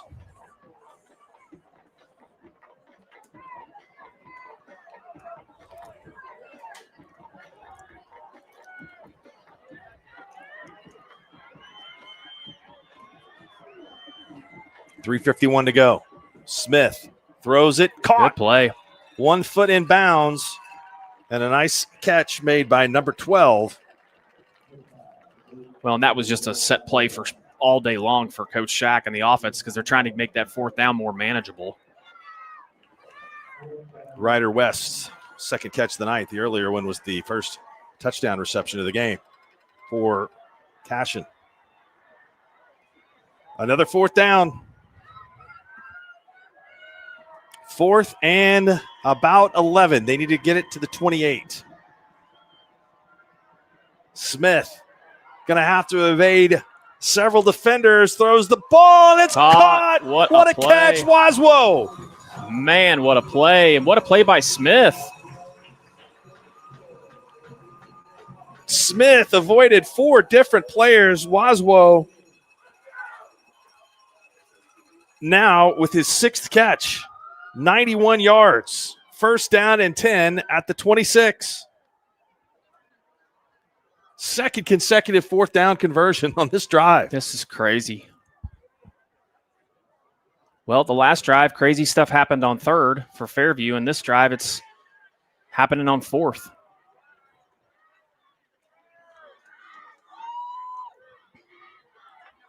Smith is going to leave the pocket. He's at the 20. Little hesitation move down to the 15, down to the 12. 13-yard run from Kellen Smith.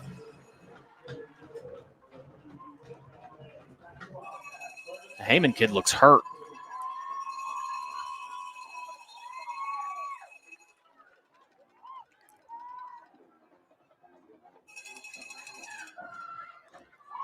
And that's what makes it so difficult against him. Both these quarterbacks, you saw Aiden Nightingale use his legs that last possession. You start spreading the field and throwing around, and the rush gets too far up the field, and you don't have to beat very many people. So, well, he's made some incredible plays tonight. The ball's on the 12. Smith, can he get away? Escapes one. Wow. Pitches it, and it's incomplete. Just kind of tossed it like a little shovel pass out in the flat. Well, what's crazy about it is if he would have lost a couple yards, so it actually wasn't a bad play. So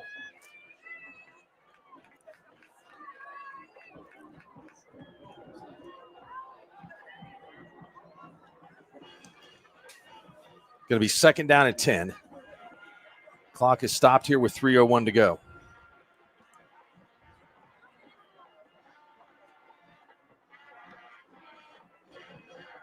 Cash has just completely abandoned the run. And there's a pass and caught by rival Fields, but he doesn't get much. I think he maybe got a yard. Fairview just they've read all their screens so well. Yeah, they're not moving that down marker over there at all.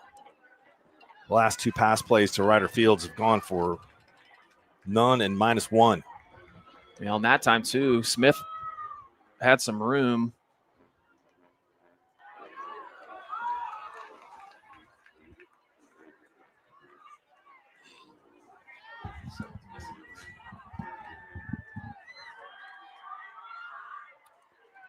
Smith back to pass, throws it, end zone, over the head of his intended receiver, and we'll have a third fourth down play coming up in this series.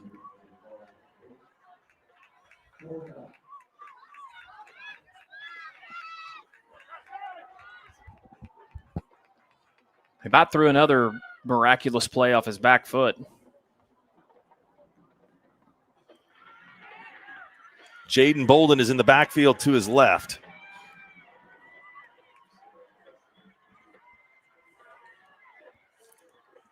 Grayson Davis is going to motion to the right side.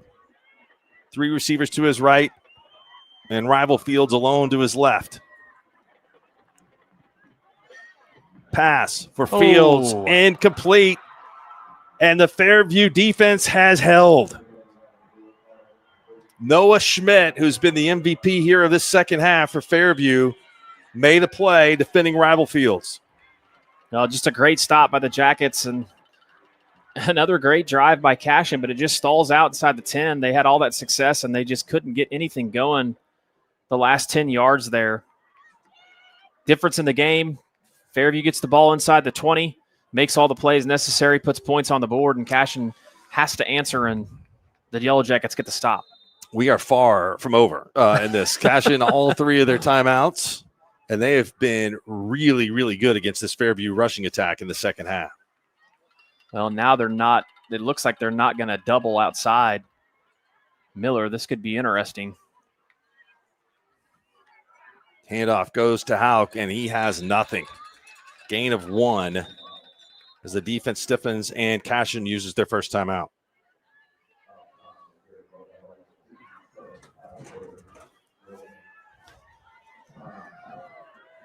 Could give you some of these Class A potential playoff matchups for next week if some of the scores hold tonight.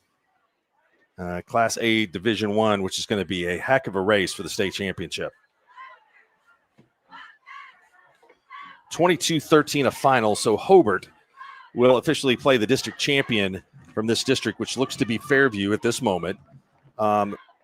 Second round game. How about this one, Adam? Pecola and Pawnee. That's going to be a first-round game? That's a first-round game. Goodness gracious.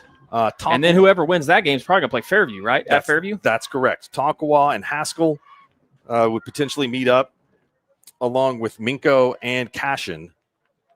First round? Wildcats would go on the road.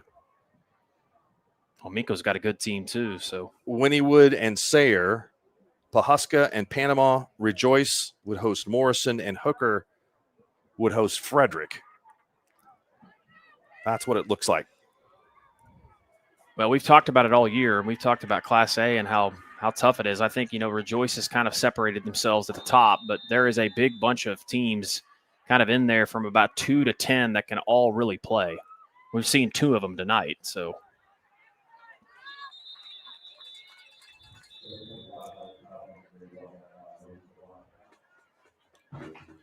Hauk takes it again, and another timeout called by Cashion. Be interesting to see what the philosophy is if you're Bernard here. Do you, based on field position, do you try to throw for the first down here and stop the clock and let Cashion have a timeout, or do you traditionally run the ball and let your defense decide the game and then make Cashion have to use that last timeout? I don't know. It's tough. I'd go for the first down, obviously, but it is a final from Pryor tonight. The Pryor Tigers are the district champs. They knock off Del City 51-35. Man, they are good on offense, aren't they? They've been putting up huge numbers all year. So I know Hooker, they ended up winning big, right? Braden Ward. Let's see. We'll go back and take a look at the I think Coach Turney told me it was 46-33, actually 52-33 Hooker. 52-33 the final there. Mm-hmm. Well, you got to put it in the air. I'm seeing how much of a gambler you are, Adam. I know Coach Bernard. I think that he's going to try to get the first down here, but they're in a formation that they run traditionally out of, and Cashion's leaning over to give help on Miller. But it looks like the decision's going to come from the sideline. So Bernard calls a timeout. Well, you can't take him with you. So little chess match. Yeah, that will be the final timeout there. Upset tonight in Class 5A. Lawton and MacArthur knocks off McGinnis. And that very well potentially could put that into the tiebreaker scenario. What is not an upset is Miss Antwine's Mark Rogers bars. Thank you, Miss Antwine. Always coming through for us. Goodness gracious. I'm not sure that we want to start this huge controversy here tonight, but Sarah Smith's sheet cake. Ooh, the strawberry. It was not, it was declined. It was. So Alyssa wins.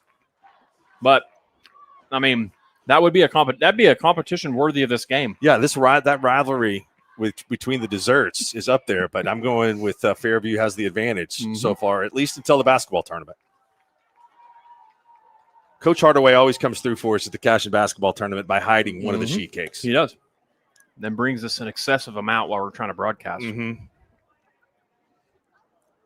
And now you see Robert come out in a different formation. So we've seen Schmidt a lot here.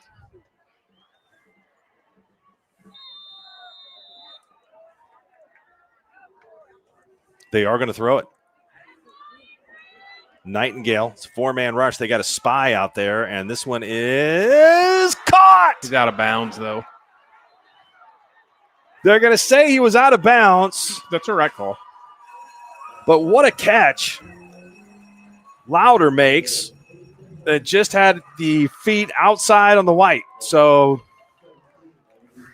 Jackets are going to have to punt it, but they almost came up with a miracle there. I'm telling you, this Louder kid, another freshman for Fairview. Fairview, all these people that thought Fairview was going away after they made their state championship run, they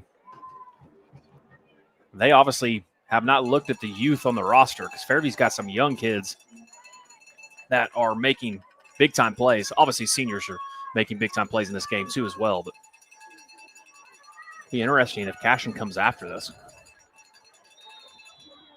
And we're going to have a penalty. It's going to march them back 5 more yards.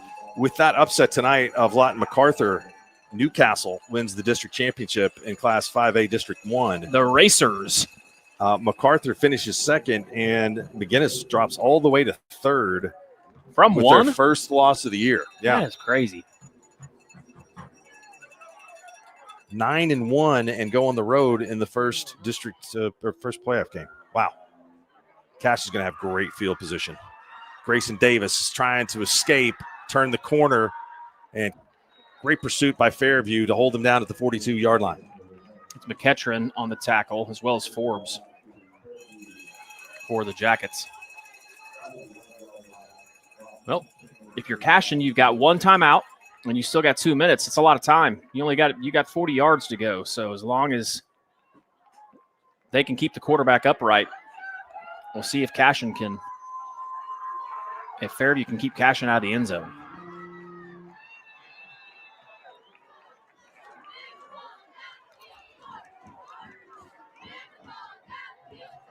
That'll set up a Guthrie-McGinnis first-round playoff matchup. Pass is caught. Play by Schmidt. Nothing there on the run for Rival Fields. Gain of 1. It'd almost been better if it was incomplete. I mean, Schmidt is just playing a heck of a game down here.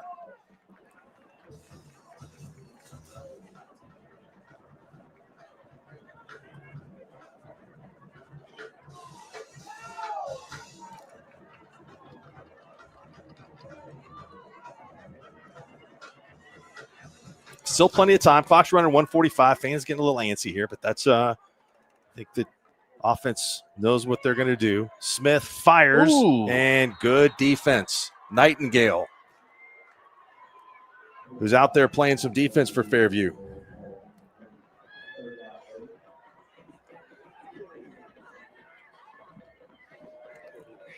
Great coverage. Great play by Aiden.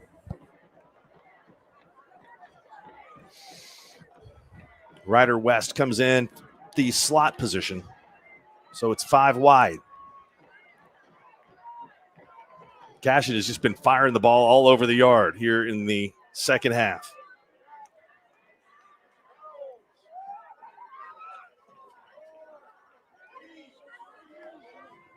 Smith drops back, pressure from the edge. The ball is caught. Man alive, they're making some huge catches. First down.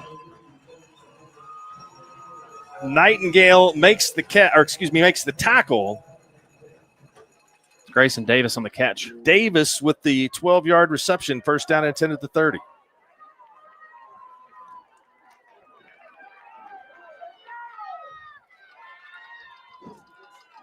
There's plenty of time on the clock. These fans are really losing it down here, but they got a timeout too. So great play by Smith. Oh More my gosh. pressure from the edge. Smith is loose. He's at the 10. He's down at the 6-yard line. What a run. Now you got a Fairview defender hurt. McEachern on the stop. Not before Smith gets 24 yards. I tell you what, when Smith gets out in the open, it looks like somebody fires him out of a cannon. He has some serious speed. And he's real shifty and kind of wiry and slimy. He's tough to bring down in the open field. Man, he's having an unbelievable game here tonight. Almost a situation where minute 05, obviously you got to score, but then you're looking at how much time's going to be left. I believe that is Cole Hammond that's down on the field, if I'm looking right. Yeah, Cole Hammond. He's got a really bad cramp, it looks like.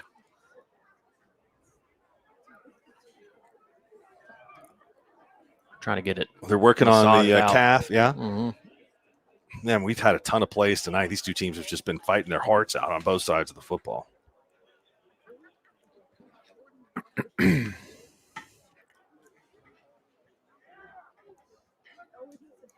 Well, it's 10 o'clock. Everybody got their money's worth if they're out there watching right now. So we still got a minute to go in this thing. Last time when, Cashion had the ball down here, Fairview's defense did a great job of coming up with a huge stop. So be interesting to see if the Jackets can do it again.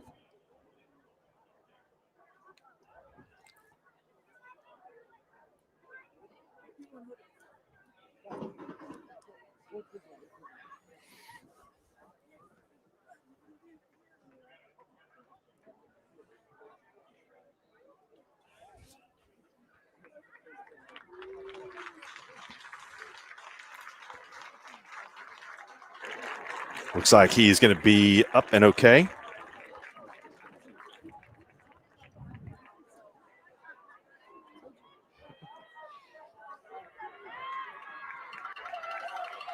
Good game in District 4, Class 2A Division 1. Metro Christian goes to Sequoia Tahlequah to win tonight by 9.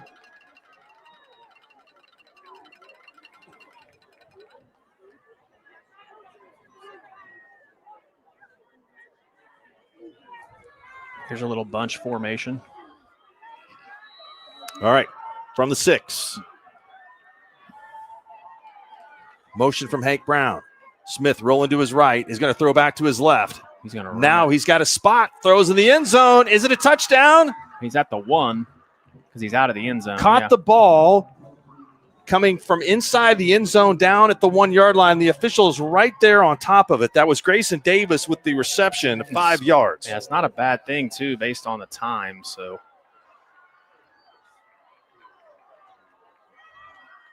hold on. Cashion going to have to get a player off the field. They do. Play clock is going at 24. He's the in. Run and fighting to get in. It's a touchdown. Kellen Smith takes it in himself. Wow, what an answer for the Cats.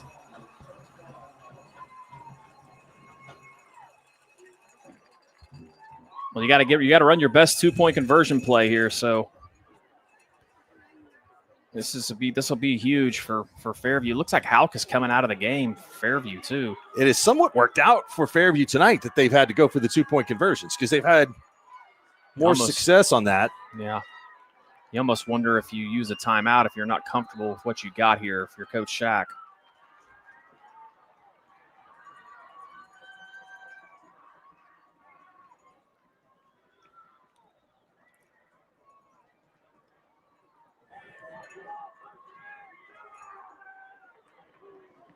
Smith snaps it. Looking.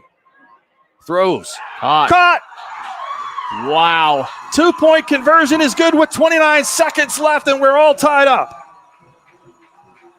Just kudos to Smith for staying in there in the pocket, and a great job by the O-line up front. Fantastic job. And Cashion answers. Man, what a game. 36 all. Just like we wrote it up. Believe that was Jaden Belton on the catch. Is that right? Or number 1? Or so Smith threw it to Rival Fields. Not Rival Fields, but the youngster, the sophomore. Ryder West. Yep. Ryder West snuck in there.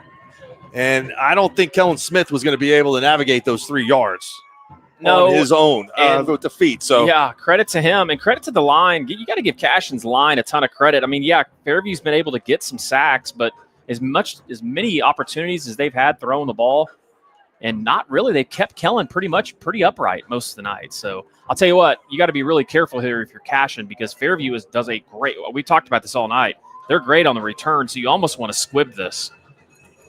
With just 29 seconds to go. You don't want to kick it deep, especially to 25. Uh-oh. Well, we're going to be here a little longer than I think we've been overtime. The lights have gone out. All the lights are out. What happened?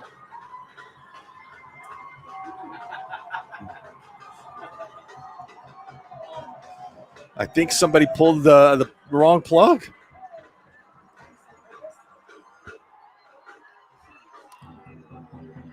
Yeah, we lost power to everything. The scoreboard went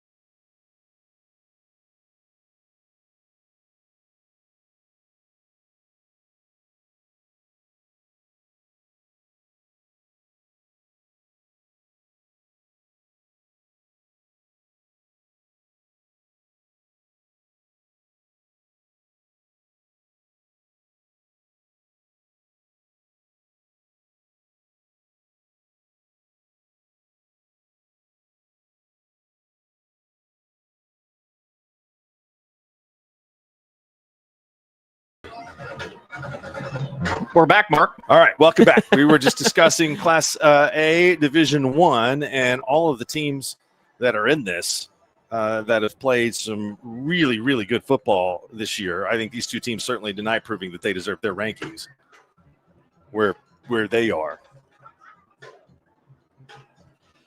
I'm with you. I don't. Well, Wynnewood is going to be. They're going to be the district champ. I mean, and they're going to host a first-round playoff game against Sayre. And then it'll be Pawhuska and Panama on the other side of that. And I can promise you this, Wynnewood and Pawhuska play, I think that would be a really, really good ball game, and I would give the Savages a pretty good chance to win, even though we've had Pawhuska in the rankings most of this year. They're 7th right now. I watch Pawhuska too. They're uber talented.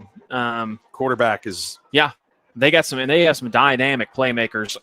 Transferred from Copan, Foreman. Yeah, Tonkawa in that game just. Their defensive game plan was phenomenal, and they took Tonkawa or Pawhuska completely out of what they like to do. And unlike what Cashion's been able to do tonight, lean heavily on the passing game, Pawhuska did not have success against Tonkawa doing that. Tonkawa was able to get pressure. They had a couple of picks. And so I'm with you. I get it. If I'm a Wynnewood fan, I'm sure I'm pumping my chest having an undefeated season. But Class A, those 7 teams that we have ranked in front of them, can all really play, and I'm sure Wynnewood can really play too. There's no doubt about that. Big fan of Brad Osteen, and he's got that program really rolling right now with a ton of kids out for football. And I know that there's a much tradition there in Wynnewood also. So, Mark, we're going to have to give the fans that are tuned in. We were out, so the internet went down. We didn't know that. We were talking, and so no one knew. So the power is out at Cashion, obviously, as you can tell.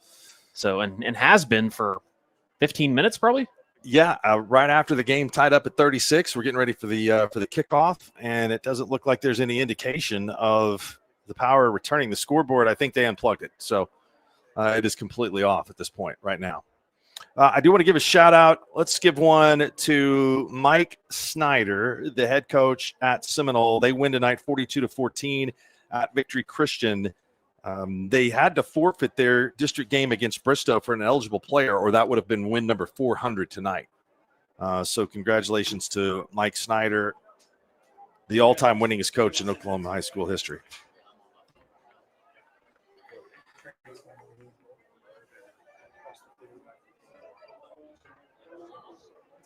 Seminole will go to Heritage Hall in the first round of the playoffs as he tries to go for number 400.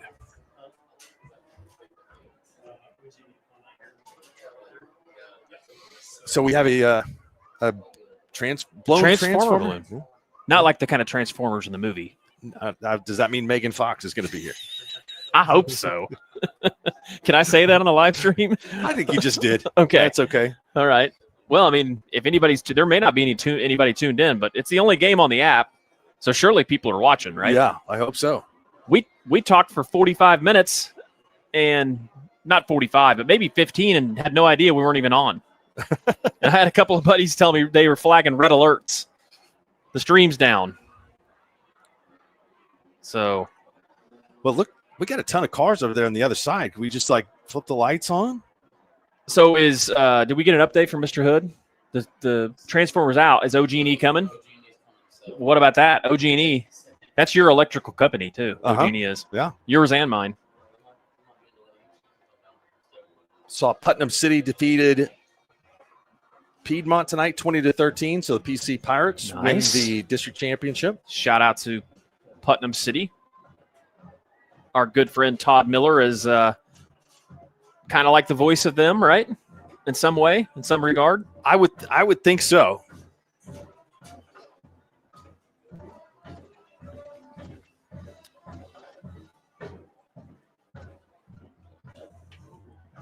Okay, Vegas. Do we have power? Yeah, we have power over here. Vegas needs some. He needs. Oh, some he juice. needs some juice. Okay, Vegas. I was trying to figure out what he was doing. So. No, we don't. No power. Well, our surge protector's on.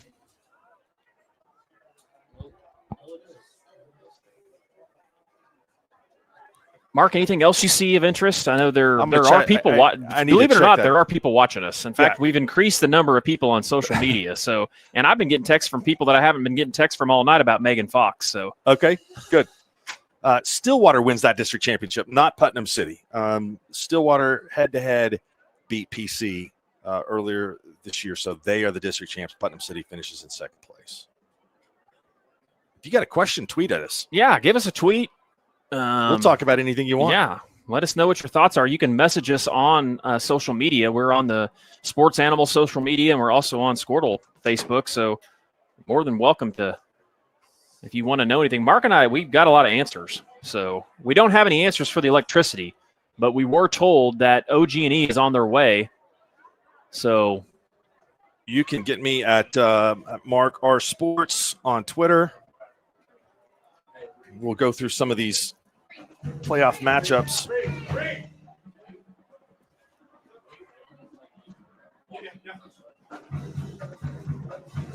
You want the Class 5A playoff matchups? Yeah, let's do it. All right. Hey, TK, do you need power? Newcastle and Noble, first round.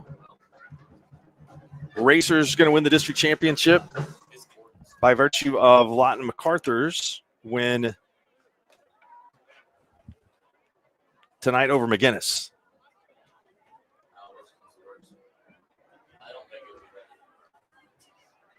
I had a Cashion fan that's at home, Chris Gibson, who actually is one of the voices of CashionWildcats.tv, that let me know. He said, "Isn't this game sponsored by Cimarron Electric? So can't they help us out?" That's a great point. Cimarron Electric does a fantastic job, by the way. So, also Nima Nabavi is watching in Barcelona, the voice of the Wildcats. It's cool, 5:15 in the morning over there, and he's watching. So, wow, that's awesome. That's big time. So at least we know we've got people watching from Spain. So. They are going. We have not been told that this game is going to be canceled. We have been told that they are going to get power back on. So we're joined by Mallory. Mallory, you want to hop on the call with us? Okay, she doesn't want to hop on the call. So, but well, the players are still. The Fairview players are still out on the field. The Cashion players have gone back to the locker room. So we've got some comments. Let them play in the dark. It's like hardcore football. So. It looks like we may get a sheet cake here in the press box, Mark. That's been notified to us. So Jordan Frazee says, "We will get you all a sheet cake in the press box. Thank you, Skordle, for all you do." So what that is, I feel bad now. We have one. He guilted them. Yeah, that's not good. So we've been flipping back and forth between the Guthrie game and this game. Guthrie won. Excited to see the rest of this one. That's from a fan out there. So I love the comments. Keep them up. Keith Nelson, he's a Fairview guy, says craziness, Mark. That's what he calls it. This game has been very, very good tonight. All right, here's the 5A playoff bracket. Newcastle, Noble, first round. That game will be at Newcastle. Dale City finishes second in Class 5A District 4. They're going to host Booker T. Washington in a rematch of a game that was played earlier this season. Coweta will host Claremore. Coweta defeated McAllister earlier in the season, so they win that head-to-head tiebreaker in that district. Jeff Craig's team has bounced back from an 0-3 start to finish second in their district. Looks like Guthrie will host McGinnis. That'll be a heck of a first-round matchup there. You've got a Guthrie team that finished 8-2 this year and a McGinnis team that finished 9-1 that has to go on the road.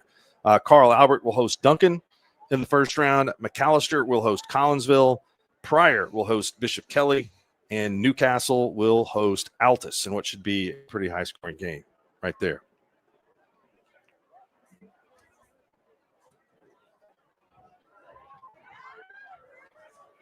So I'm getting some messages from some Fairview alums, and they're reminding me of a time back in the 90s when Fairview played a 2-day game. And that wasn't because the power went out. That's because the officials didn't show up. All right. So we had to wait until the Deer Creek game ended. We were playing at Piedmont. We had to wait till that game was over with. The Deer Creek officials came over. We didn't start the game until 9:45 at night. Played until about 1 in the morning. Actually, about 10 at night. So hopefully that's not the case, because, I mean, it's only like what, 10, 20? Well, that'd be a long hour and a half delay. We're going to have to go way, way late to beat the latest that I've ever called a game. State championship of the 2019 season, Class 4A between Tuttle and Bethany at UConn. Lightning delay. That game ended at around 1:30 in the morning. So hopefully we'll be out of here a little before that one. Well, we had a delay earlier on this year, the Bixby Mustang game. So we just bring on delays, I guess. That's right. Yeah, we like to do this after dark. Got a shout out from Kay Hargrove of Fairview. She said, "Thanks for all you guys do. You do a great job. The play-by-play of this game is great." So at least we know. I have to send her a check. I know. We need to. I know, Kay. That's very nice. She's a fantastic lady. So, all right, I got Class 4A matchups for you. Let's do it. Here we go. Let's hear it. We will have, I think by the time that these scores are all final, Blanchard wins tonight. I believe that's going to put Blanchard in the 4 spot.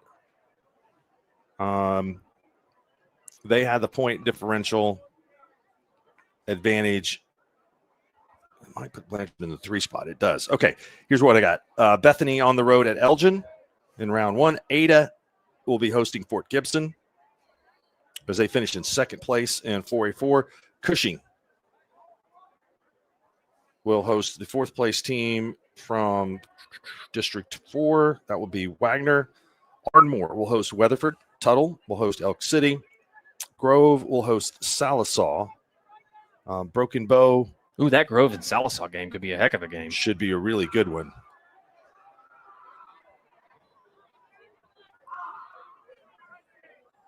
Broken Bow wins the district championship. They host Wagner. I'm sorry, it is Cushing that hosts Poto. Broken Bow hosts Wagner, and Clinton will host Blanchard, rematch of last year in the first round. You have Blanchard getting 3rd. I've been informed by a Blanchard fan that Blanchard is getting 3rd. That's correct. Okay. Blanchard 3rd. Blanchard 3rd, they go to Clinton. Blanchard wins the 3-way tiebreaker scenario with Bethany, and yeah.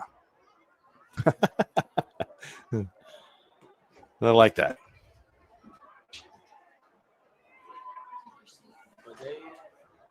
You know if they're talking about finishing this at Crescent? Who said that? One of the players just yelled to Crescent right now. I don't know. I haven't heard that.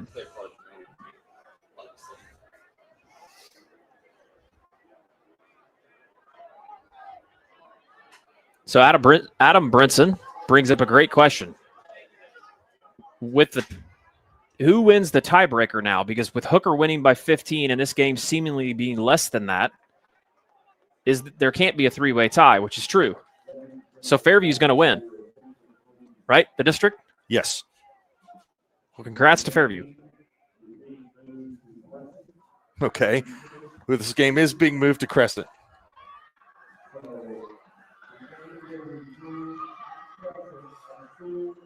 I'll give somebody an A for creativity. So does that mean we go over there and stream it? I mean, we almost feel obliged we have to, right? Should we just, I don't know what we do. Yeah, let's do it. Let's do it. We're going to do it. Let's do it. Why not? All right. I don't know if I don't know if they're going to wait for us, but oh, they'll wait on us. We got pole between these two teams. Well, what about our sheet cake? Can we send that to Crescent too? Well, it sounds like we're going to Crescent, everybody. So if you're out there and you're listening, do not leave. We will be back. This game is moving to Crescent High School, just right up the road. So we will be traveling there to finish this one up. All right, let's do it.